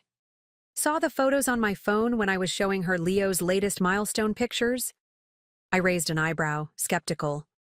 Eleanor Chen is interested in my upcycled furniture? She said, and I quote, Rebecca's aesthetic sense was always her strongest quality. He offered a wry smile. From Mother? That's practically effusive praise. Progress, I suppose, I conceded. The mention of my business triggered a thought I'd been considering for weeks. Speaking of the furniture, I'm thinking of taking a booth at the Portland Makers Market next month. It would be my first real public showcase. Andrew's expression brightened. That's excellent, Becca. Your work deserves wider recognition. The booth fee is steep, and I'd need inventory beyond my commissioned pieces, I continued, thinking. Aloud. Plus childcare during the 3-day event. Let me help, Andrew offered immediately. I can take Leo those days and… He hesitated. If you're comfortable with it, I could assist with the booth fee as an investment in your business, not as personal support. My initial instinct was to refuse, to maintain the careful boundaries I'd established around financial independence. But pragmatism prevailed. This was an opportunity to potentially transform my side business into something more substantial, something that could provide long-term security for Leo and me. As a business investment, I agreed cautiously, with terms, documented. Andrew nodded, respecting my need for clarity. I'll have something drawn up, completely separate from our personal arrangements. The Portland Makers Market proved to be a turning point for renewed beginnings. My booth, strategically positioned near the entrance and professionally staged thanks to advice from Marcus, attracted consistent attention throughout the 3-day event. The unique combination of artistry and functionality in my upcycled pieces resonated with Portland's sustainability-conscious consumers. By the closing hour on Sunday, I had sold nearly my entire inventory, collected contact information from 3 boutique owners interested in carrying my smaller items, and secured commissions for custom pieces that would keep me busy for months. "You've found your niche," commented a silver-haired woman who had returned to my booth several times over the weekend. She handed me a business card embossed with Westmoreland Interiors in elegant script. My clients are constantly seeking unique statement pieces with character. Call me when you're ready to discuss a potential partnership. I stared at the card long after she departed, recognizing the name of one of Portland's most exclusive interior design firms. The kind that had decorated homes like the one I'd shared with Andrew, where clients thought nothing of spending 5 figures on a single piece of furniture. Eleanor arrived unexpectedly as I was packing up the few remaining items. She looked out of place among the artisans and craft vendors in her tailored pantsuit and pearls, but she surveyed my nearly empty booth with unmistakable approval. "Andrew mentioned your weekend plans," she explained, touching a hand-carved wooden tray with tentative appreciation. "I see it was successful." "Beyond my expectations," I admitted, still somewhat wary of her sudden interest. Eleanor nodded briskly. "Quality craftsmanship speaks for itself. You found an intersection between artistic expression and practical application." She straightened her already impeccable posture. "I've come to collect you, actually. Andrew thought you might join us for dinner after your long weekend. Leo has been quite vocal about missing his mother." The invitation caught me off guard. Though our co-parenting relationship had gradually warmed, we still maintained separate social spheres. Family dinners had not been part of our evolving arrangement. "I'm not exactly dressed for whatever restaurant you've probably booked," I said, gesturing to my paint-splattered jeans and comfortable sweater. "We're eating at the house," Eleanor replied. "Nothing formal, just family." The word family carried an uncharacteristic uncertainty, as if she was testing the concept herself. Curiosity and exhaustion won out over caution. Let me finish packing up the van Marcus loaned me. I can follow you there. Nonsense. My driver can take your remaining items wherever they need to go. Eleanor's tone had returned to its usual, crisp efficiency. The van's owner can collect it tomorrow, I assume?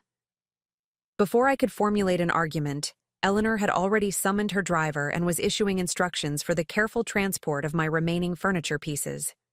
The seamless assumption of control was so familiar, the same approach that had often steamrolled my preferences during my marriage to Andrew, that I nearly refused on principle. Then I caught something unexpected in Eleanor's expression as she examined a small carved box I'd finished just before the market, a trace of genuine admiration. "This piece is particularly striking," she observed. "The inlay pattern is reminiscent of traditional Chinese motifs, but with a contemporary execution." "It was inspired by a textile pattern I saw at the Asian Art Museum," I explained, surprised by her accurate assessment. "I wanted to honor the traditional design principles while creating something that fits in modern spaces." Eleanor nodded thoughtfully. A respectful adaptation rather than appropriation. Thoughtfully done. She carefully placed the box into the courier bag her driver held open. "Shall we? Andrew has already texted twice asking about our arrival time." The drive to Eleanor's West Hills mansion was less uncomfortable than I'd anticipated. She inquired about the business contacts I'd made at the market, offering occasional insights about Portland's interior design community that were actually useful. By the time we arrived at the imposing gates that had once intimidated me as a new daughter-in-law, I felt cautiously optimistic about the evening ahead. Andrew greeted us at the door, Leo perched comfortably on his hip. My son's face lit up at the sight of me, chubby arms reaching out as he babbled excitedly. The pang of having been separated from him for 3 days softened as I gathered him, close, inhaling his familiar baby scent. "He's been showing off his new skill," Andrew said, leading us toward the informal family room rather than the formal dining room we'd always used during my marriage. "Watch this."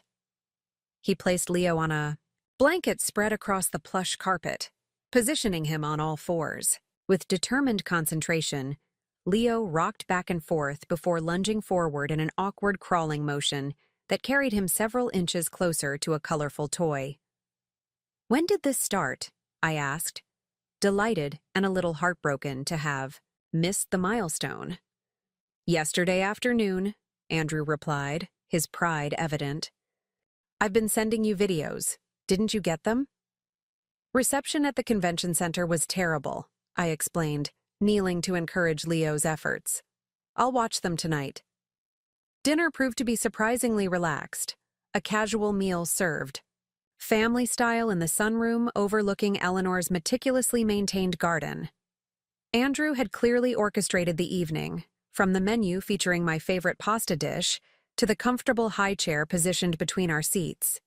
As Eleanor poured wine, I noticed subtle changes throughout the house. Family photographs now included several framed pictures of Leo. A colorful playmat occupied one corner of the sunroom. A cabinet that had once displayed priceless jade figurines now contained baby-friendly toys. "The house has adapted," I observed quietly to Andrew as Eleanor momentarily stepped away to instruct the housekeeper about dessert. Andrew followed my gaze to the baby-proofed coffee table edges and nodded. "Mother was resistant at first. Suggested we simply restrict Leo to certain appropriate areas during visits." His smile held genuine amusement. Then he started showing mobility during a business meeting she insisted on holding here. Crawled straight for her Ming Dynasty vase collection. Childproofing was installed the next day. I couldn't help laughing at the image. Smart woman, your mother, knows when to make strategic concessions. "She's making more of those lately," Andrew said thoughtfully. "I think watching you build something meaningful from scratch, your business, your independence, has earned her respect, however reluctantly given." Eleanor returned before I could respond, carrying a small gift bag that she placed beside my plate. "A small token," she said, resuming her seat. For your new business endeavor. Inside the bag, nestled in tissue paper, I found an antique carved wooden stamp bearing the Chinese characters for renewed beginnings, alongside an ink pad in a rich crimson hue. For your maker's mark, Eleanor explained. Every serious artisan should have one. Andrew mentioned the name of your business, and I had this commissioned. The thoughtfulness of the gift left me momentarily speechless. Not only had Eleanor acknowledged my furniture business as legitimate, but she had also connected it to Chinese artisan traditions, a subtle incorporation of Chen family heritage into my independent venture. This is unexpected, I finally managed. Thank you. Eleanor nodded briskly, clearly uncomfortable with the sentiment underlying the exchange. Practical brand recognition, nothing more. But her careful avoidance of eye contact suggested otherwise. This wasn't merely a business accessory, it was a tentative olive branch, an acknowledgement that while I might no longer be a Chen by marriage, Leo represented a permanent connection between our worlds. After dinner, as Leo began showing signs of overtiredness, I prepared to leave. Andrew walked me to the car, carrying Leo's diaper bag while I held our increasingly fussy son. This was nice, he said as I secured Leo into his car seat. Different, but nice. It was, I agreed, surprised by how genuinely I meant it. Your mother is making an effort. Andrew leaned against the car door, his expression thoughtful. She's realizing that driving you away means potentially losing access to Leo as he grows up. Self-interest is a powerful motivator for change. Cynical, but probably accurate. I smiled to soften the observation. Not entirely self-interest, though, Andrew amended. She mentioned your booth today. How impressed she was by what you've built independently. He hesitated. That's high praise from Eleanor Chen. I noticed. I closed the car door gently to avoid waking Leo, who had finally succumbed to sleep. This doesn't fix everything. You know, one pleasant dinner doesn't erase the past. I know, Andrew agreed, but maybe it's a starting point for something healthier going forward. For Leo's sake, if nothing else. As I drove home through Portland's evening traffic, I reflected on the subtle shift that had occurred. The family dynamic that had once felt like a battlefield now held the possibility of becoming something more functional. Not perfect, certainly not the conventional unit I'd once envisioned, but perhaps something that could provide Leo with relationships on both sides of his heritage without constant tension and resentment. The months that followed brought steady growth, both for Leo and for my fledgling business. The connection with Westmoreland Interiors resulted in regular commissions for high-end clients, allowing me to scale back my hours at Horizon and focus more on furniture creation. I maintained my apartment above the coffee shop, converting a portion of the living space into a design studio while transforming the building's unused storage shed into a workshop. Leo thrived under the shared care arrangement, developing a secure attachment to both Andrew and me despite our separate households. By his first birthday, he was toddling confidently between us, his vocabulary expanding to include approximations of mama, dada, and to Eleanor's poorly concealed delight, hai nai, the Chinese term for paternal grandmother that Andrew had been teaching him. The birthday celebration itself represented how far we'd come in rebuilding after the initial devastation of separation. Held in the courtyard garden behind Horizon, it brought together the seemingly disparate elements of Leo's life. Diane and the coffee shop staff, Marcus and the artists' collective, Andrew and a carefully restrained Eleanor, even a few of my new clients who had become friends. Quite the village you've assembled, Diane observed as we watched Leo being entertained by one of Marcus's artist friends who moonlighted as a children's performer. Not exactly the traditional family model, but it works. It's working better than I could have imagined, I admitted, watching as Andrew patiently helped Leo unwrap a gift while Eleanor hovered nearby.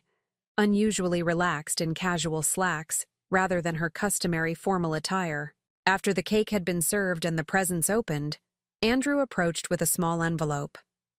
"This isn't exactly a birthday gift for Leo," he explained. "More of a recognition of this unconventional milestone we've reached as co-parents." Inside the envelope, I found a deed transferring partial ownership of a small commercial property in southeast Portland to my name. "What is this?" I asked, confused by the unexpected document. "It's a workshop space," Andrew explained. "The building came up in a portfolio of properties the Chen Group acquired last quarter. It has living quarters upstairs, studio space, and a proper workshop with ventilation systems already installed." He hesitated.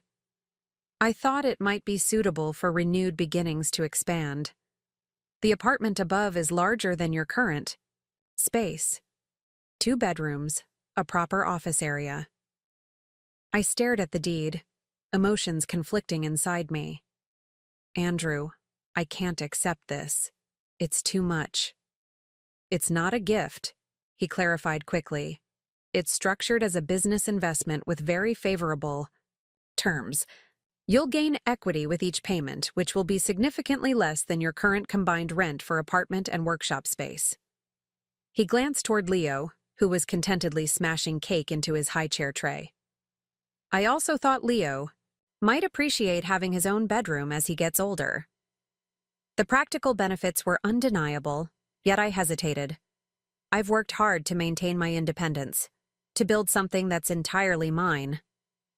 "I know," Andrew said quietly. "That's why the deed is structured as it is. This isn't charity or an attempt to control your future. It's recognition that your business has genuine potential for growth. The Chen Group makes property investments regularly. Consider this one based on merit rather than personal connection." I studied his expression, searching for hidden motives but finding only sincerity. "I'll need my lawyer to review everything," I said finally. "And I'll want market rate terms, not favors." "Of course." Andrew's relief was evident. "I wouldn't have expected anything less." Eleanor approached as Andrew stepped away to help Leo with another gift. She eyed the deed still in my hand with knowing assessment. "Andrew mentioned his proposal," she said. "I assume you're exercising appropriate caution." "Wouldn't you?" A hint of approval flickered across her features. "Indeed. However, I reviewed the property myself before he proceeded. The location is excellent for your market demographic, and the zoning permits both retail and manufacturing uses." She straightened an invisible wrinkle from her linen pants. "From a purely business perspective, it's a sound opportunity." Coming from Eleanor Chen, this constituted enthusiastic endorsement. "I'm considering it," I conceded. "Provided the terms are truly equitable." "They are," she assured me with characteristic confidence. "I insisted upon it. Anything else would undermine the independence you've worked to establish." She glanced toward Leo, who was now attempting to feed cake to his stuffed lion. "He needs a mother he can admire for her strength, not pity for her dependence." The unexpected alignment with my own thinking left me momentarily speechless. Eleanor Chen, who had once orchestrated a campaign to discredit my fertility and later attempted to buy my silence and disappearance, was now advocating for the preservation of my independence. "That's surprisingly insightful," I managed. "I am a businesswoman first, Rebecca," she replied crisply. "Sentiment clouds judgment. You've proven yourself capable and determined. Those qualities deserve respect, regardless of our past differences." With that remarkably direct acknowledgement, she moved away to join Andrew and Leo, leaving me to process this latest evolution in our complex relationship. 2 months later, after thorough legal review and negotiations that Eleanor herself described as admirably tenacious, I signed the final paperwork for the workshop property. The space offered everything Andrew had promised: ample workshop facilities, a light-filled studio for design work, and a comfortable 2-bedroom apartment with a small rooftop garden. Moving day brought another surprise. Eleanor arrived with a team of workers who efficiently transported our belongings while she supervised the placement of a housewarming gift, a hand-woven rug for Leo's new bedroom featuring a pattern of lions and stars.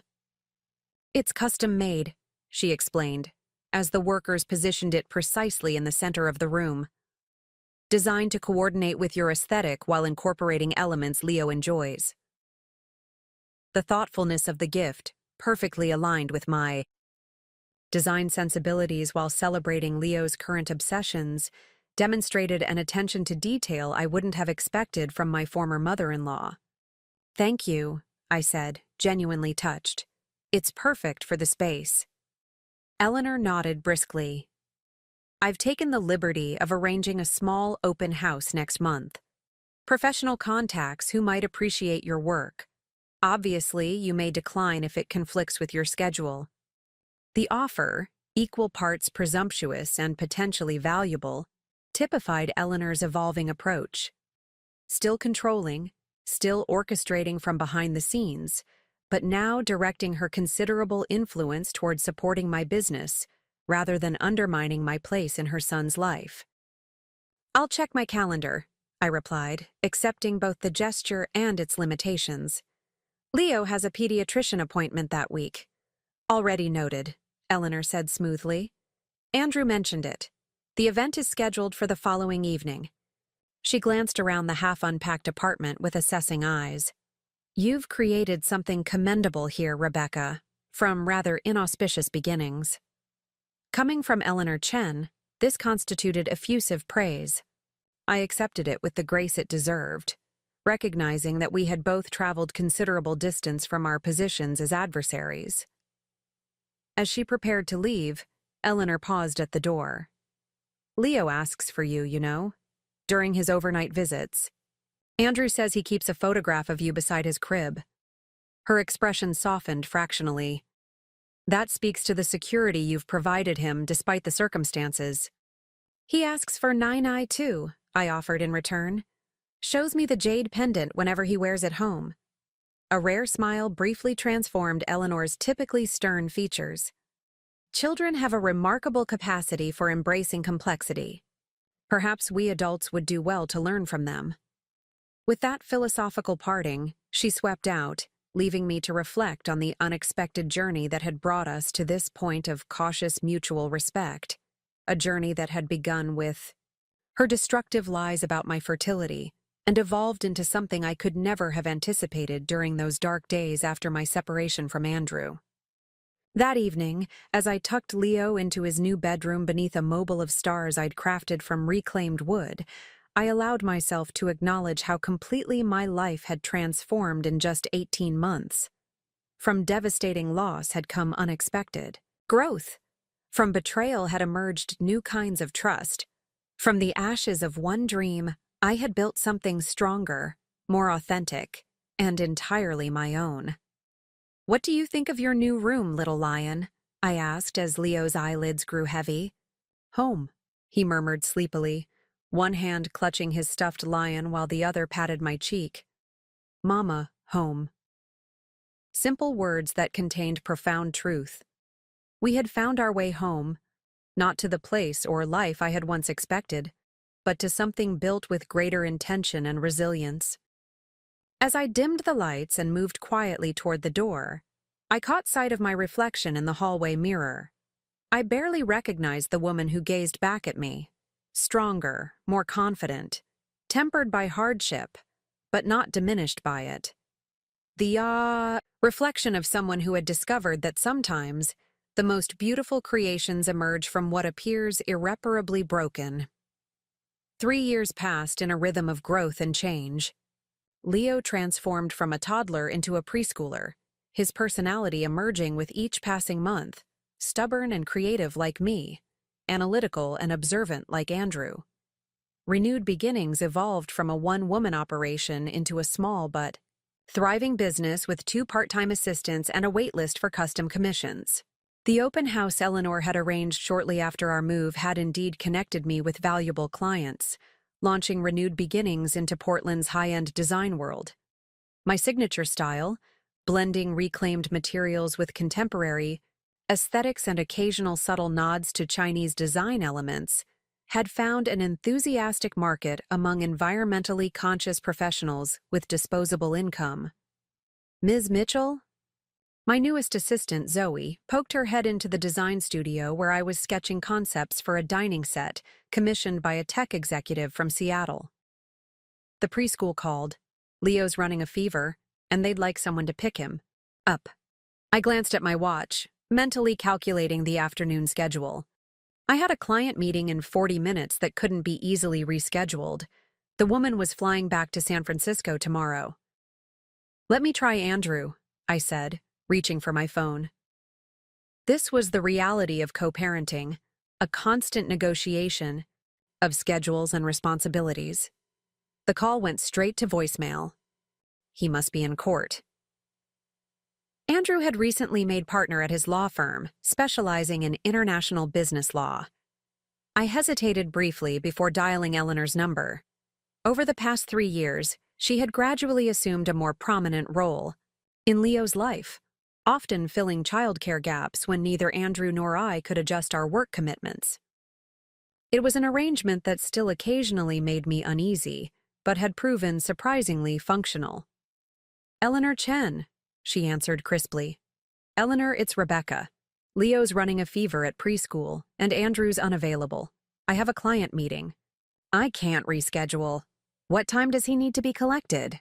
she interrupted efficiently. "As soon as possible. They said it's not dangerously high, but school policy requires—" "I'll handle it," Eleanor stated. "I can reschedule my 2 o'clock. Leo can rest at my house until you or Andrew are available." "Thank you," I said, relief mingling with the familiar twinge of complicated feelings that Eleanor's involvement always evoked. "I'll text you my authorization for pickup. They'll want to see ID." "Already on file," Eleanor responded. "I added myself to the approved pickup list last month, during that conference you attended in Chicago." I paused, momentarily taken aback by this unilateral decision, then reminded myself that it had proven useful in exactly this type of situation. The complex dance of co-parenting with Andrew had gradually expanded to include Eleanor, not as the controlling matriarch she'd once been, but as a pragmatic third participant in Leo's care. "I'll come by after my meeting," I said, "around 4:30. "No need to rush," Eleanor replied. "I've cleared my schedule for the remainder of the day. Leo can stay for dinner if that would be helpful." The offer was tempting. My afternoon would be less stressful without the pressure of rushing to Eleanor's immediately after my client meeting. "That would be great, actually. Thank you." "Of course," she said, her tone matter-of-fact rather than warm. Even after years of détente, Eleanor maintained a certain emotional distance. "I'll text you updates on his temperature." When I arrived at Eleanor's house that evening, I found a scene I would have considered impossible 4 years earlier. Leo was curled on the sofa in what had once been Eleanor's formal living room, now transformed into a family space. He was wrapped in a soft blanket, watching a nature documentary while Eleanor sat nearby reviewing business documents, one hand absently stroking his hair. "Mama!" Leo spotted me first, his usual exuberance dimmed by illness but his smile bright. Nai made special soup and read 3 stories. "Did she?" I smiled, kneeling to feel his forehead. Still warm, but not alarmingly so. "Sounds like you've been well taken care of." "The fever peaked at 101. 3 around 3, Eleanor reported, setting aside her papers. 102 at last check. I've been documenting the readings and medication timing." She handed me a notepad with her precise handwriting detailing Leo's temperature readings and when she'd administered children's ibuprofen. The level of detailed care didn't surprise me. Eleanor approached grandparenting with the same meticulous attention she gave to business acquisitions. What had changed over the years was the underlying emotion. A genuine concern for Leo's well-being had gradually replaced her initial interest in him as a Chen heir. "I've prepared a container of the congee he ate for dinner," she continued, rising from her seat. It's an old family recipe my grandmother made whenever Andrew was ill as a child. Easily digestible, but nourishing. That's very thoughtful, I said, helping Leo gather the toys and books that had migrated from Eleanor's carefully maintained grandchild area to the sofa during his stay. Did you call Andrew? He telephoned after his court appearance, Eleanor confirmed. He's planning to take tomorrow off if Leo is still unwell. The ease of this three-way parenting arrangement had evolved so gradually that sometimes its strangeness caught me off guard. My former mother-in-law, who had once spread lies about my fertility to protect her family's reputation, was now an ally in raising her grandchild, sharing family recipes and covering childcare gaps. Say thank you to Nai, I reminded Leo as I helped him into his jacket. Leo wrapped his arms around Eleanor's legs in an affectionate hug. Thank you for the special soup and taking care of me. Eleanor's usually composed expression softened as she bent to return his embrace. You rest well, little one. Perhaps you'll feel better tomorrow. As I drove home with a drowsy Leo in the back seat, I reflected on how thoroughly my life had transformed.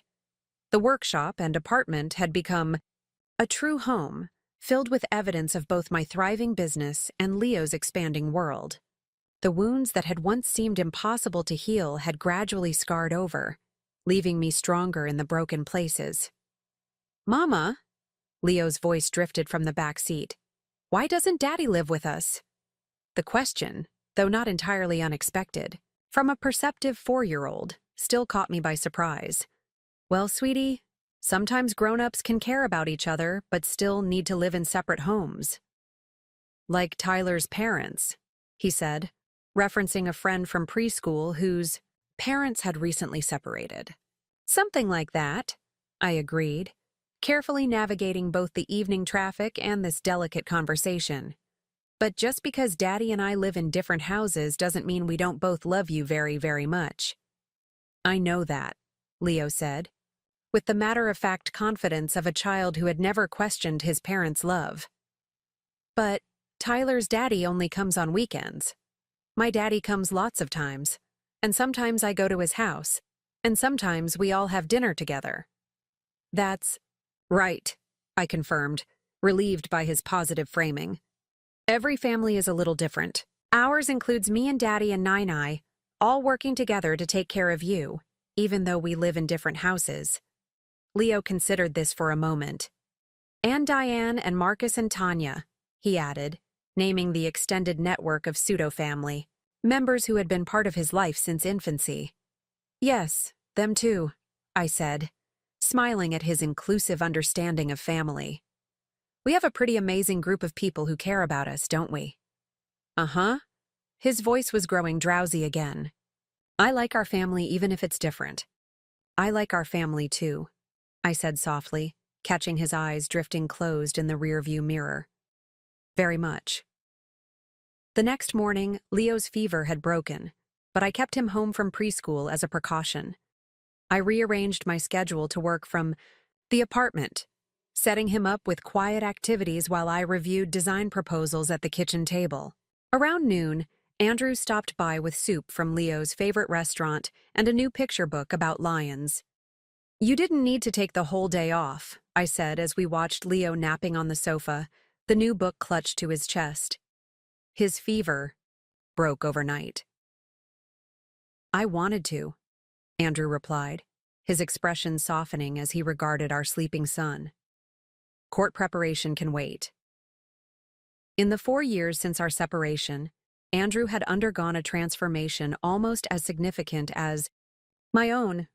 The ambitious lawyer who had once prioritized his career and his mother's approval above all else had evolved into a man who would rearrange his professional schedule for a mildly ill child.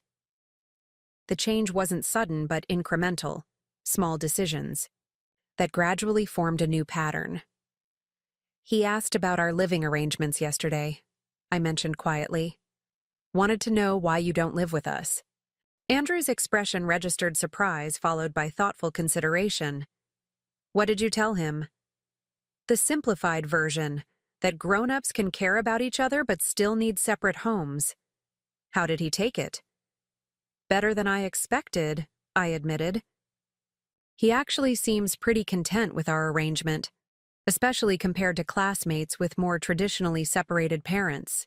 He sees our situation as having more adults who are consistently involved in his life, not fewer. Andrew nodded, slowly. Children adapt to what's normal for them, and we've managed to make this work without the animosity that typically accompanies divorce. The observation was accurate but incomplete. What Andrew didn't articulate was how hard we'd both worked to reach this point of functional co-parenting. The journey from bitter separation to effective partnership had required continuous effort, especially in the early days when wounds were still raw and trust was fragile. We got lucky, I said, acknowledging what remained unspoken between us. Finding our way to this arrangement hasn't been easy, but it's working for Leo. That's what matters. Andrew met my gaze with unexpected warmth. Not just luck, Becca. Determination. Especially yours. He glanced toward Leo, still peacefully sleeping. I'll never be able to fully make amends for how things began between us, but I'm grateful. We've found this path forward. The sincere acknowledgement of our difficult history caught me off guard. Andrew and I had tacitly agreed years ago to focus on the present and future rather than relitigating the painful past. This rare reference to the circumstances of our separation and his role in it felt significant. We're all doing our best, I said simply. Even your mother, in her own Eleanor Chen way. Andrew's laugh held genuine amusement. Mothers, evolution has been unexpected, hasn't it? From trying to erase you from the family narrative to arranging playdates with her society friends' grandchildren. Don't forget the Chinese language lessons, I added, recalling how Eleanor had begun teaching Leo simple Mandarin phrases during his visits. Though I think she's secretly disappointed by my insistence on him taking Spanish at preschool, too. Multilingual education is the Chen standard, Andrew said, perfectly mimicking his mother's precise diction. Global competitiveness begins in childhood. We both laughed at the accurate impression, the moment of shared humor highlighting how far we'd come from adversaries to something approaching friends, not the relationship either of us had envisioned when we'd exchanged vows years earlier, but one that had evolved organically from the broken pieces of our former life. Leo stirred on the sofa, interrupting our conversation. "Daddy?" he mumbled, sleepily. "Did you bring the soup with the star noodles?" "I sure did, buddy," Andrew replied, moving to sit beside him. "Feeling better?" As they chatted about soup preferences and the new Lion book, I excused myself to check business emails that had accumulated during my morning away from the studio. In my home office, I found a message from a major national home design magazine, requesting an interview about renewed beginnings and my uniquely sustainable approach to luxury furniture. The opportunity represented exactly the kind of national exposure that could elevate my business to the next level. With trembling fingers, I typed an enthusiastic acceptance, suggesting several dates for the interview and photo shoot. Only after sending the response did I allow myself to fully process what this meant. Validation of my work on a scale I'd hardly dared to imagine when I'd started refinishing secondhand furniture in Marcus's studio 4 years ago. When I returned to the living room, Andrew was helping Leo set up a simple board game on the coffee table. "Everything okay?" he asked, noting my expression. "More than okay," I replied, still processing the news. Home and Heritage magazine wants to feature renewed beginnings in their Artisans to Watch section. Andrew's face lit up with genuine pleasure at my success. "Becca, that's fantastic. It's a national publication, isn't it?" "With a digital reach of over 3 million, I confirmed, the number still seeming unreal. "They want to do a photo shoot here in the workshop and interview me about the business philosophy." "We need to celebrate," Andrew declared. "Leo, how would you feel about having dinner at Mama's favorite restaurant once you're feeling better?" "The one with the fancy bread?" Leo asked enthusiastically. "Can Nai come too?" Andrew glanced at me, eyebrows raised in question. I nodded, recognizing the significance of the moment. What had once been a nuclear family had expanded and reconfigured into something more complex but no less valid. A network of connections centered around the child we all loved. "I'll call Mother," Andrew said, reaching for his phone. "She'll want to hear your news anyway. She's been following your business progress more closely than she'll admit." The celebration dinner took place the following weekend at Portello, a farm-to-table Italian restaurant that had become a favorite for family occasions. Eleanor arrived precisely on time, impeccably dressed as always, but with a relaxed demeanor. That would have been unimaginable years earlier. "The home and heritage feature is significant," she observed after congratulating me on the opportunity. "Their editorial director sits on several design industry boards. The exposure could open international markets for your work. I'm just hoping to connect with more clients who appreciate the sustainability aspect," I said, still adjusting to Eleanor's business-minded approach to my artistic pursuits. "The reclaimed materials story resonates with people." "Precisely why it will translate well to European markets," Eleanor nodded decisively. "Particularly Scandinavia. We should discuss export logistics if interest develops." Andrew caught my eye across the table, his expression amused at his mother's immediate pivot to global expansion plans. Some aspects of Eleanor Chen remained utterly consistent, regardless of how our family dynamics had evolved. Leo, more interested in the restaurant's fresh breadsticks than business discussions, interrupted with a question about whether he could order spaghetti with meatballs, like last time. The conversation shifted naturally to his preferences, then to his recent preschool art project, and finally to the summer program options Andrew and I had been researching. "The Portland Arts Academy has an excellent curriculum for Leo's age group," Eleanor commented, surprising me with her awareness of our ongoing discussions. "Their student-to-teacher ratio is superior to the community center program." "It's also 3 times the cost," I pointed out, though I'd been impressed by the academy's offerings during our tour. "And the community center includes outdoor activities that the arts program doesn't." "Perhaps a combination of both," Andrew suggested, mediating as he often did between Eleanor's premium preferences and my more practical considerations.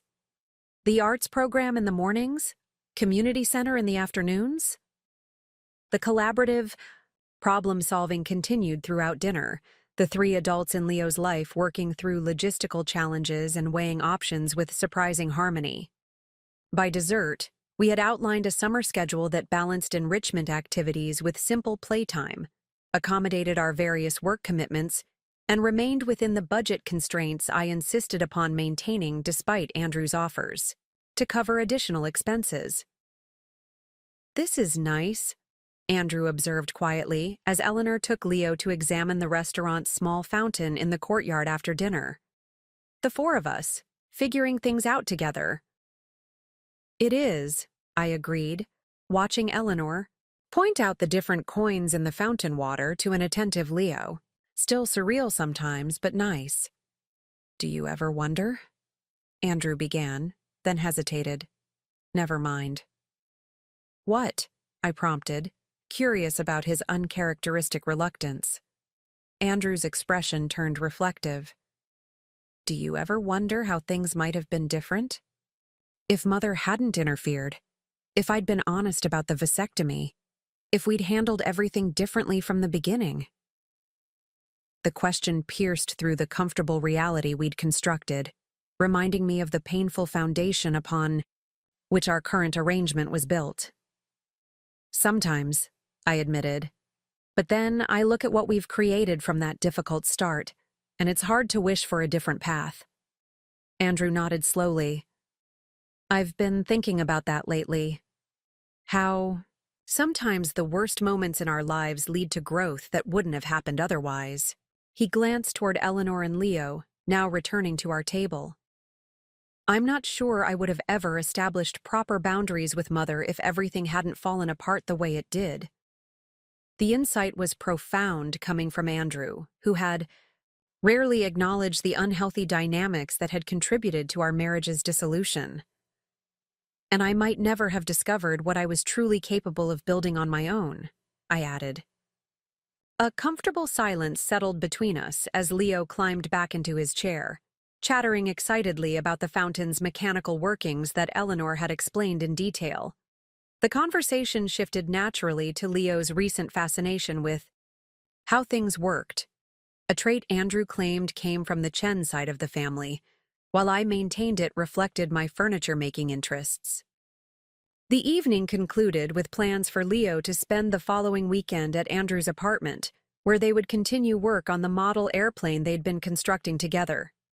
Eleanor offered to take Leo for his Monday evening art class, which would allow me to meet with potential new suppliers for the workshop. As we prepared to part ways in the restaurant parking lot, Leo insisted on hugs from everyone, a ritual he'd established for family gatherings.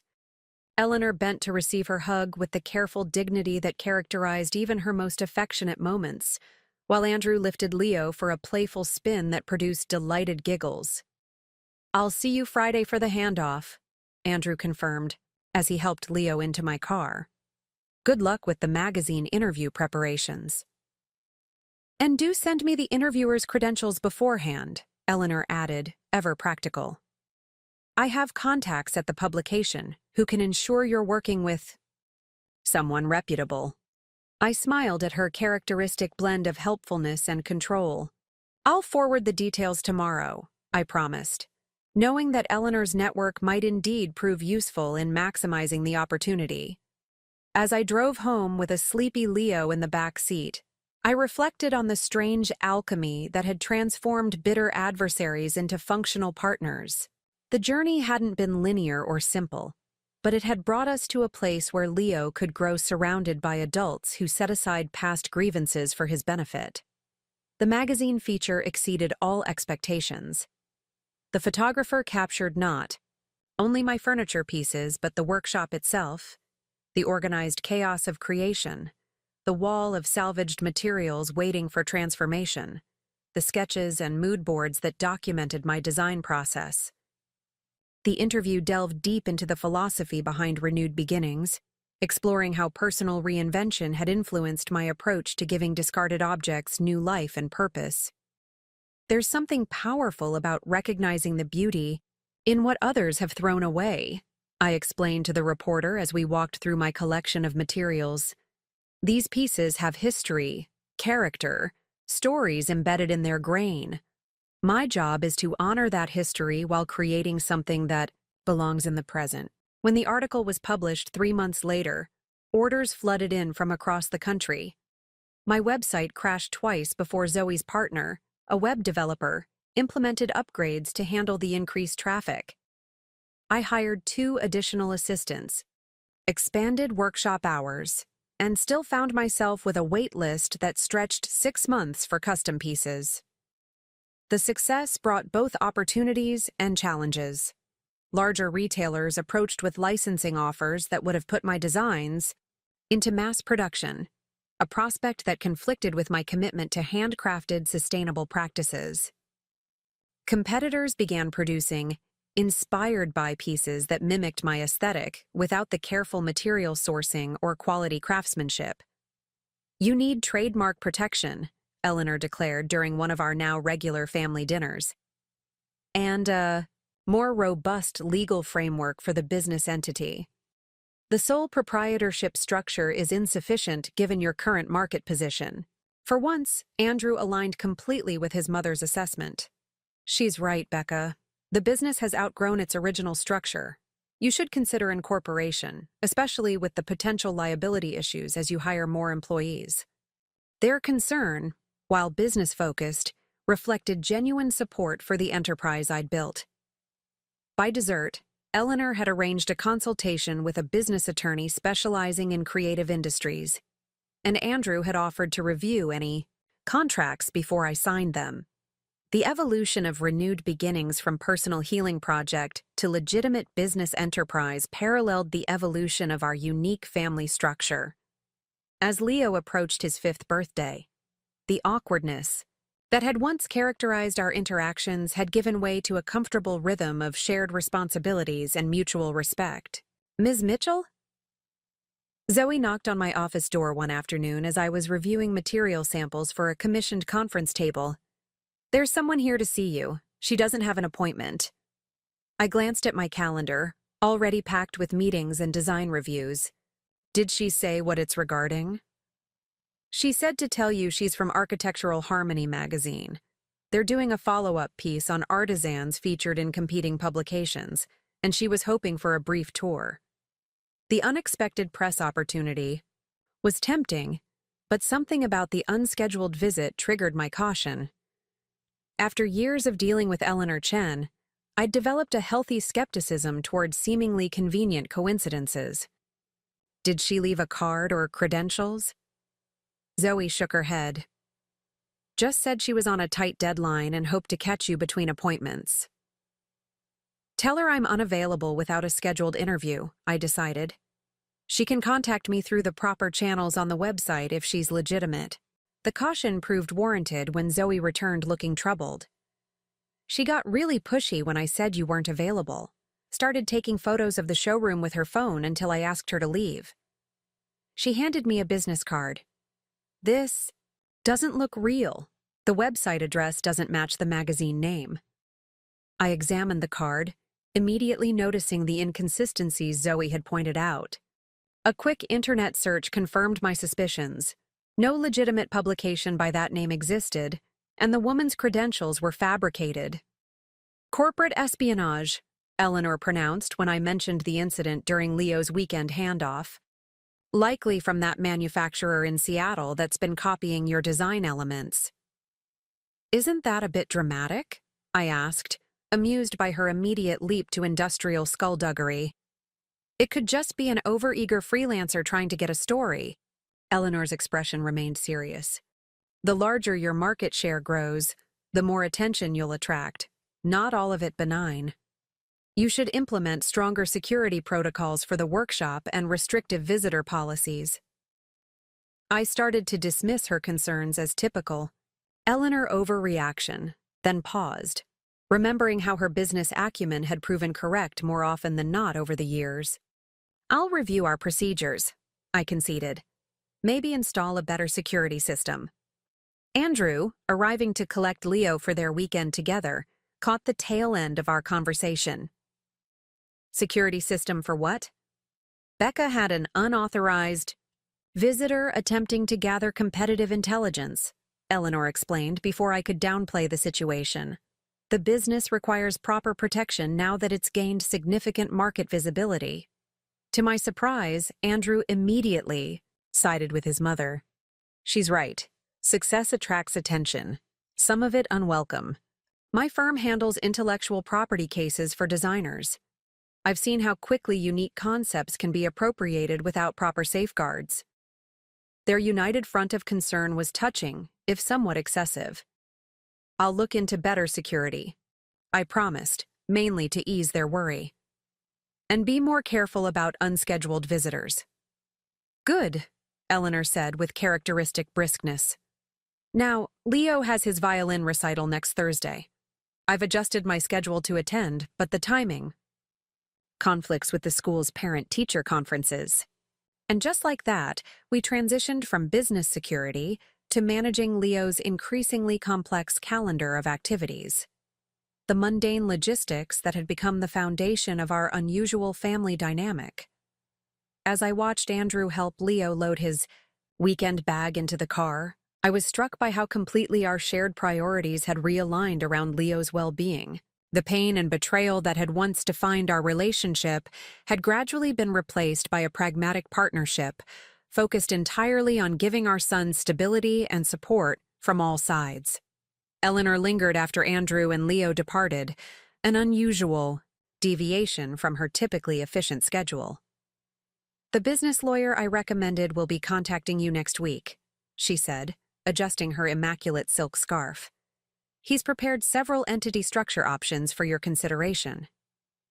Thank you, I said, genuinely appreciative of her business connections, which had proven valuable numerous times over the years. I'll review them carefully. Eleanor nodded, then hesitated. There's something else I've been meaning to discuss with you. Her typically confident demeanor faltered slightly. It's somewhat personal. Curious about anything Eleanor Chen would describe as personal, I invited her to sit at the small table in my kitchen. Would you like some tea? She declined, with a small gesture, then produced an envelope from her handbag. I've been organizing family documents recently, creating a proper archive of Chen history for future generations. She placed the envelope on the table between us. I came across these photographs. I thought you might want them for Leo's memory book. Inside the envelope, I found a collection of photos I'd never seen before, candid shots from my wedding. To Andrew. Unlike the formal portraits we'd displayed in our marital home, these captured unguarded moments. Andrew and me laughing during the reception, my face alight with happiness as I conversed with guests. A quiet moment between courses, where we were looking at each other rather than the camera. I didn't know these existed, I said softly, touching the edge of a particularly lovely image where Andrew was helping me adjust a loose curl that had escaped my elaborate updo. The photographer was a family friend, Eleanor explained. He sent these informal shots separately from the contracted formal portraits. Looking at the young woman in those photographs, so confident in her future, so certain of her path, evoked a complex mixture of emotions. Nostalgia for the genuine happiness captured in those moments. Grief for the dream that had died so painfully. Compassion for my younger self who couldn't have imagined the challenges ahead. Why now? I asked, looking up from the photos to study Eleanor's carefully composed expression. After all these years? Eleanor met my gaze with uncharacteristic openness.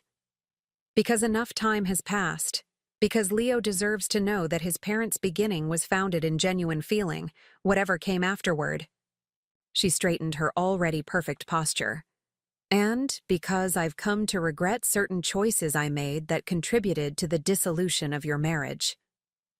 The acknowledgement, the closest Eleanor Chen would ever come to an outright apology, caught me completely off guard. That's unexpected.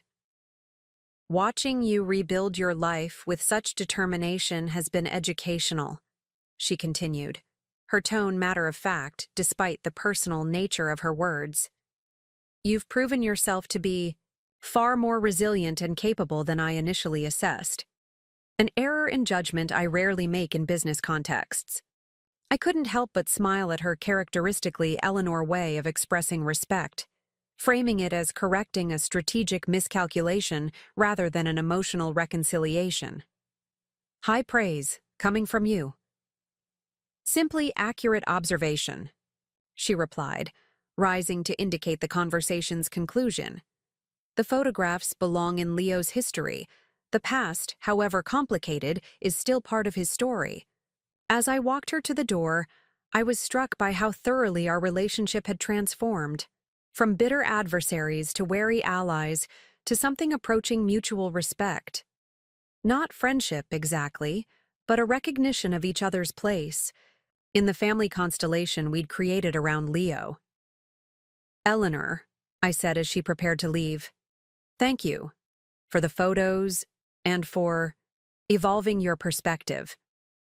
She acknowledged my gratitude with a precise nod. Adaptation is essential to survival, in business and in family matters. We've all adjusted to circumstances none of us anticipated.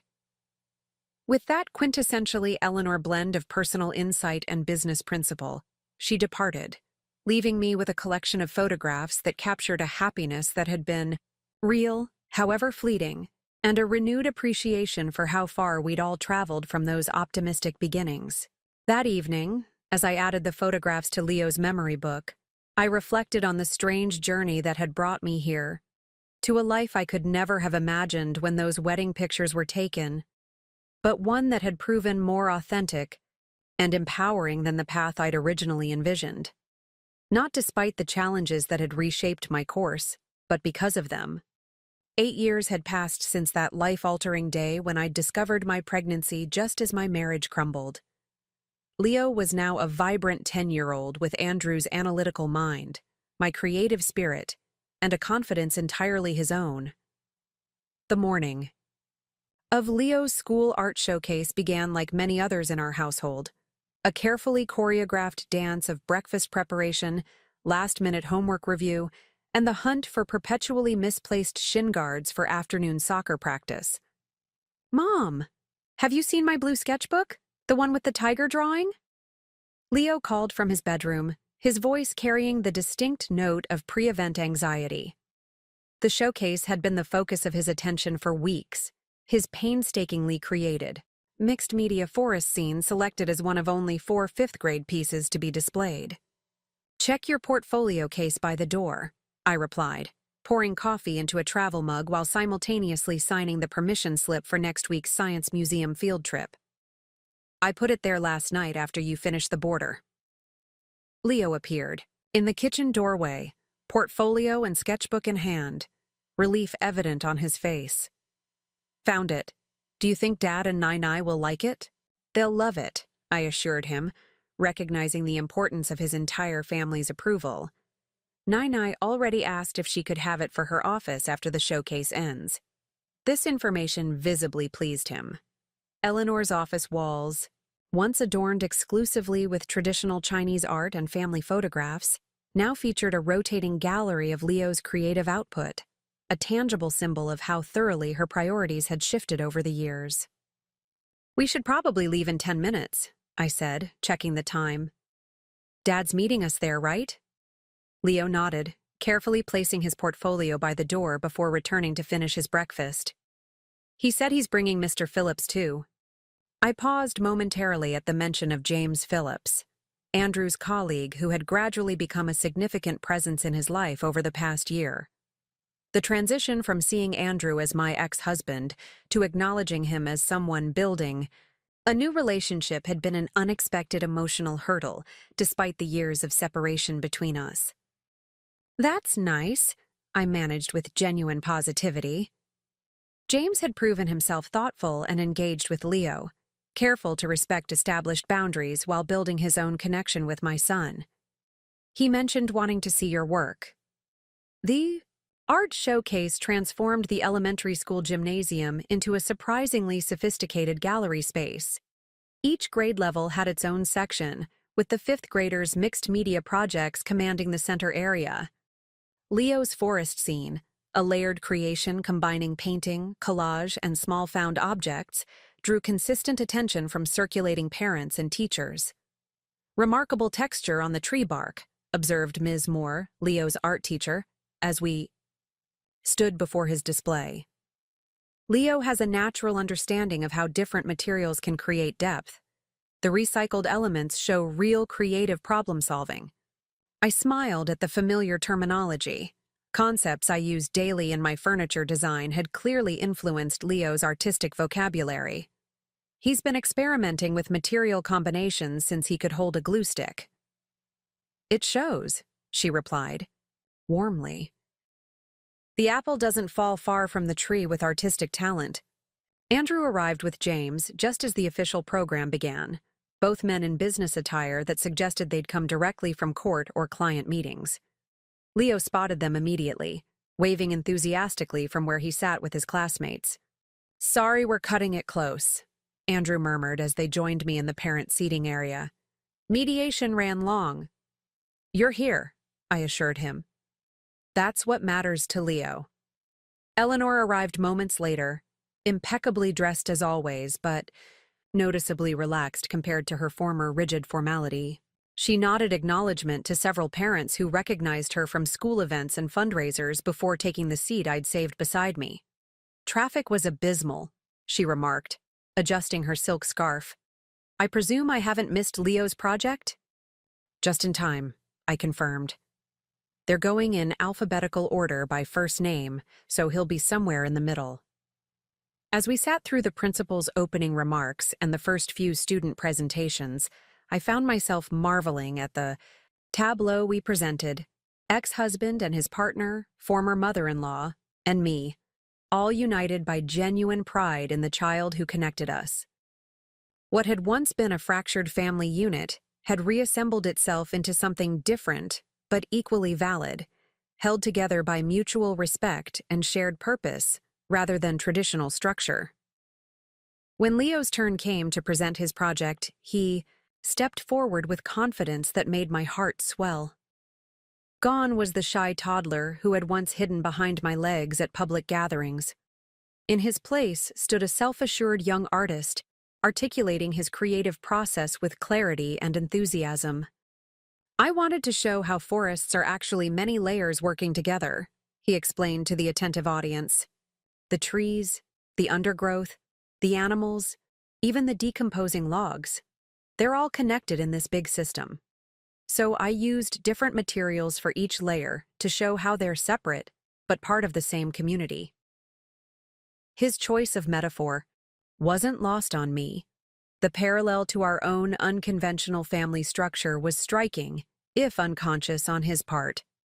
Different elements, functioning independently but connected in essential ways, creating something sustainable and nurturing.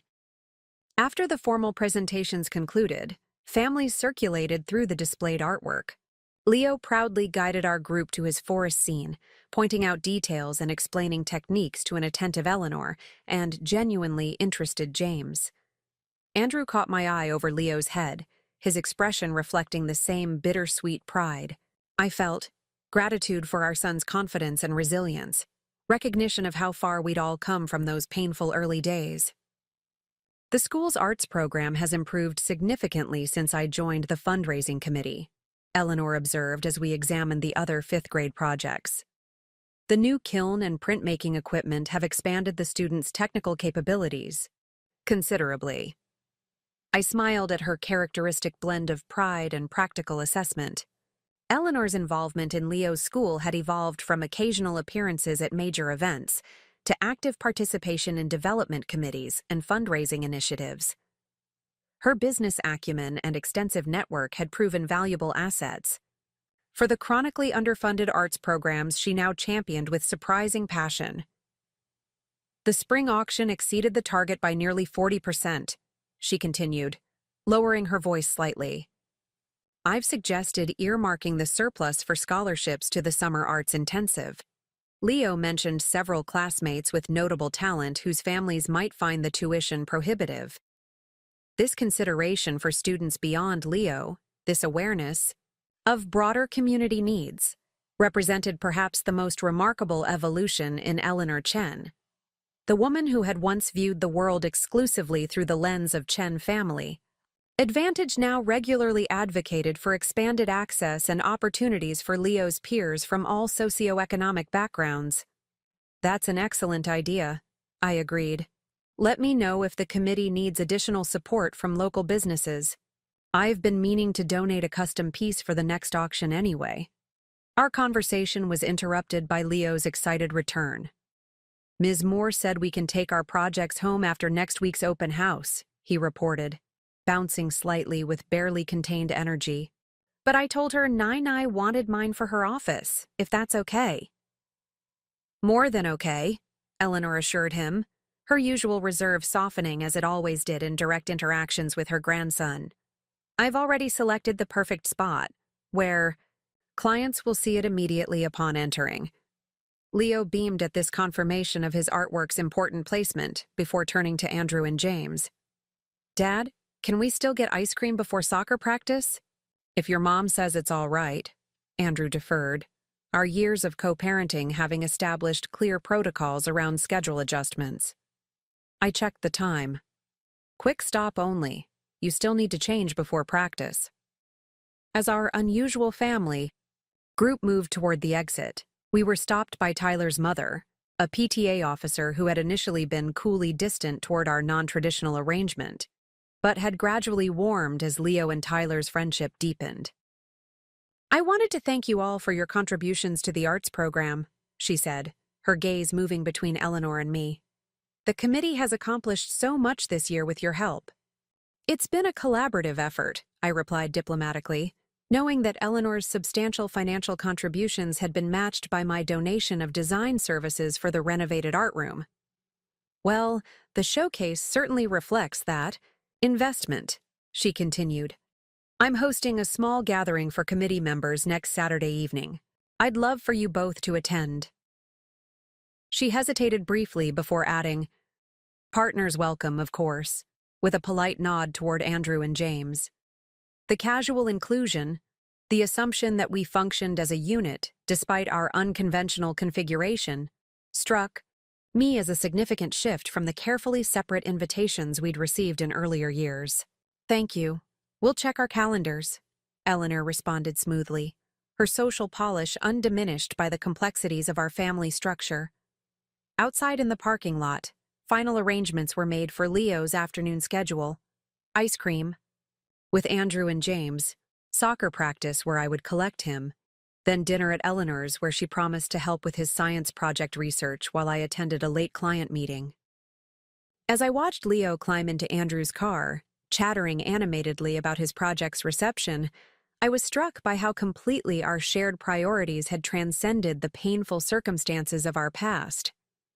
The betrayal that had once defined my relationship with both Andrew and Eleanor had gradually been transformed into something I never could have imagined during those dark early days: a functional, supportive network centered entirely around Leo's well-being. Rebecca, Eleanor called as I turned toward my own vehicle. A moment, if you don't mind. I waited as she approached, noting how the years had softened her appearance only marginally. Still elegant and precisely put together, but with a warmth in her expression that had been absent during our early acquaintance. I've been meaning to discuss the summer arrangements, she began, referring to our annual coordination of Leo's vacation schedule. I've had a change in plans that might affect our usual timeline. Oh? I prompted, mentally reviewing the carefully balanced calendar we'd established in previous years. Time with me, time with Andrew, educational camps, and the 2 weeks Leo typically spent with Eleanor at her lake house. I've decided to reduce my role at the company, she said, the announcement delivered with characteristic directness.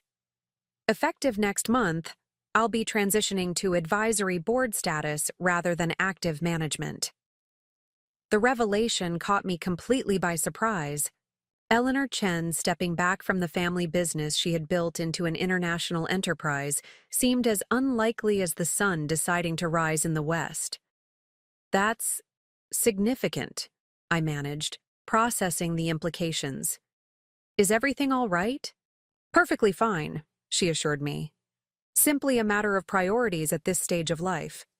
A hint of wry humor crossed her features. I find I'm increasingly unwilling to miss Leo's soccer tournaments for shareholder meetings. An unexpected development, but clear nonetheless. The admission, so human, so fundamentally grandmotherly, from a woman who had once organized her entire existence around corporate ambition left me momentarily speechless. Given this transition, Eleanor continued practically, I'd like to extend the lake house visit to 3 weeks, if that suits your schedule. I'm planning several educational excursions that would be enriched by additional time. I think that could work, I said, mentally rearranging summer plans. Leo would certainly be thrilled with extra time at the lake. Excellent, Eleanor nodded briskly, then hesitated before adding, you would be welcome to join us for a portion of the stay, if your business commitments allow. The property has sufficient space for privacy, and Leo mentioned wanting to show you the improvements to the boat dock we completed last year. The invitation represented yet another evolution in our relationship, from the tense handoffs of early co-parenting to the comfortable shared family gatherings of recent years, and now to this, a voluntary extension of time together beyond what Leo's schedule required. I'd like that, I said honestly. Thank you. Eleanor acknowledged my acceptance with a small nod before turning the conversation to more immediate logistics regarding Leo's science project supplies. Yet the significance of the moment lingered between us, a recognition that the connections we'd built around Leo had grown into something valuable in their own right, independent of our original contentious beginning. Later that evening, after collecting Leo from soccer practice and delivering him to Eleanor's for their research session, I arrived at my client meeting with a sense of perspective that had been building throughout the day. The couple seeking a custom dining table for their newly renovated home represented the kind of high-end commission that had become the cornerstone of Renewed Beginnings' success, discerning clients who valued sustainability and craftsmanship equally. "We've admired your work for years," the wife explained as we reviewed material samples in their elegant Pearl District loft. "Especially the way you honor the history of reclaimed materials while creating something thoroughly contemporary." "That balance is central to my design philosophy," I agreed, showing them sketches of the table I envisioned for their space, a piece that would incorporate salvaged timber from a historic Portland brewery while featuring clean, modern lines. "It's remarkable how you've built this business," her husband commented, examining my portfolio with genuine interest. "Creating something so successful from scratch couldn't have been easy." The observation, though casually made, resonated deeply with my reflections from earlier in the day. "Building something meaningful rarely follows a straight path," I replied, "but the detours often lead to more interesting destinations than we originally planned." As I drove home after finalizing the commission, I found myself thinking about the journey that had brought me to this point: professionally fulfilled, parentally confident, and personally at peace in ways I couldn't have imagined on that devastating day when Andrew had revealed his secret vasectomy and our marriage had imploded. The workshop and living space that had once felt like a temporary landing place had evolved into a true home, filled with evidence of both my thriving business and Leo's expanding world. The wounds that had once seemed impossible to heal had gradually scarred over, leaving me stronger in the broken places.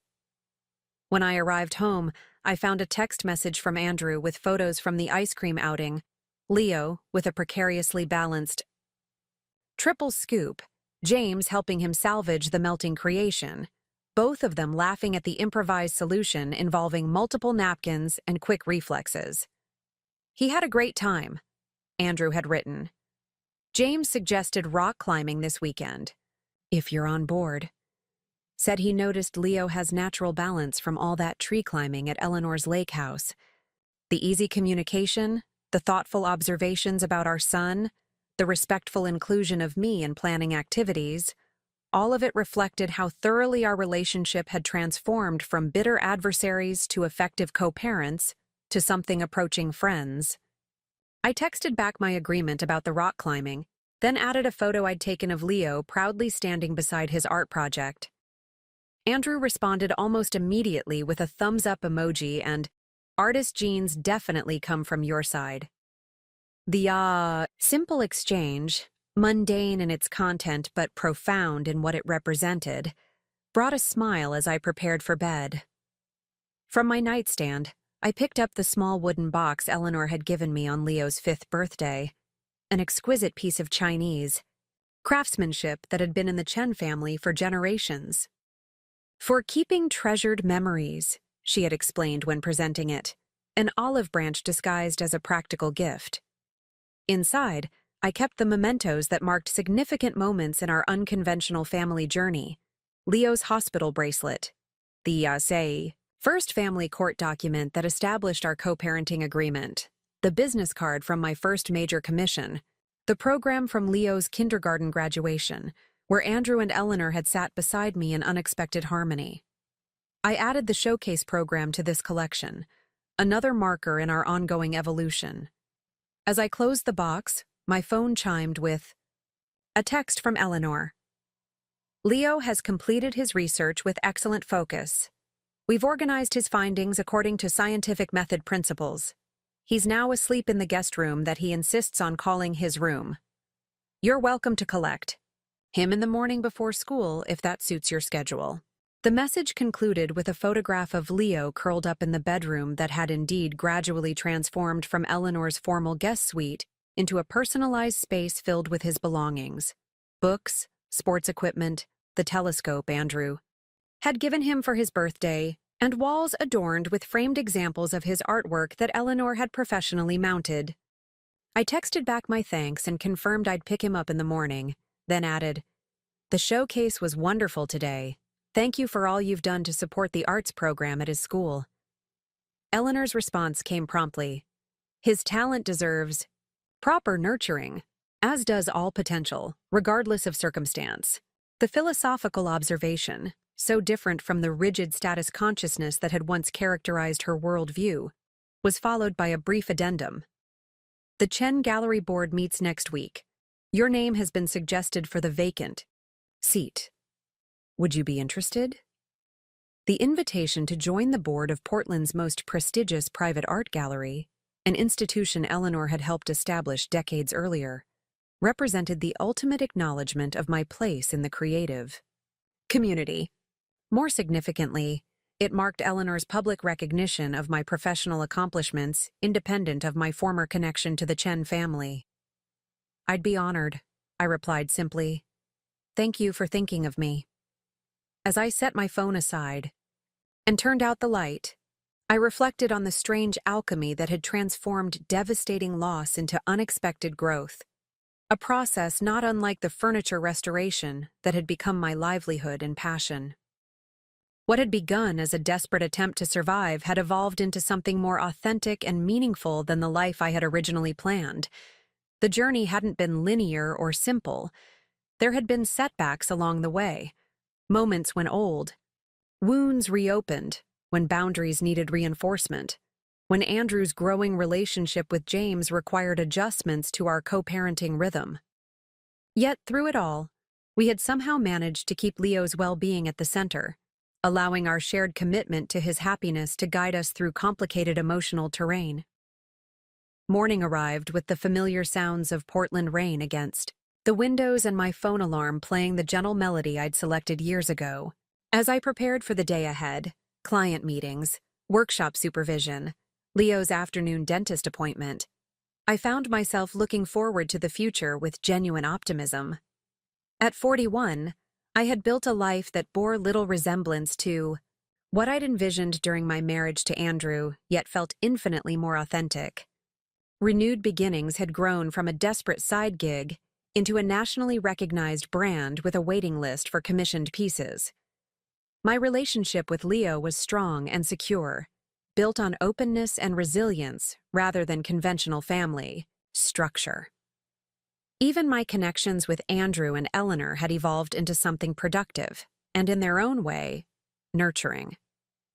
The rain had lightened to a gentle mist by the time I arrived at Eleanor's house to collect Leo for school. He bounded out to the car with characteristic energy, backpack and science project materials in tow, chattering immediately about the additional research he and Eleanor had completed. "Nai helped me find this really cool experiment about deforestation effects that nobody else in class will have," he explained as he buckled his seatbelt. "And she said maybe this summer we could visit that environmental research center near the lake house if you come with us for part of the trip." "That sounds interesting," I agreed, navigating through morning traffic toward his school. "I'm planning to join you for at least a week this year." Leo's face brightened. "Awesome. Dad and James might come for a few days too. James knows how to water ski. He said he could teach me if it's okay with you and Nai." The casual way Leo incorporated all the adults in his life into a cohesive whole, without the awkwardness or tension that often characterized blended family arrangements, reflected the careful groundwork we'd all laid over the years. Each addition or change had been introduced with transparency and respect, creating a foundation of security that allowed him to adapt without anxiety. "It's going to be a great summer," I assured him as we pulled up to the school drop-off lane. "But first, you've got to rock this science project." Leo gathered his materials, then paused before opening the car door. "Mom? Tyler asked me something yesterday, and I didn't know what to say." "What's that?"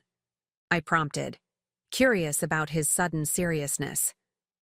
"He wanted to know if I wish you and Dad still lived together, like his parents do."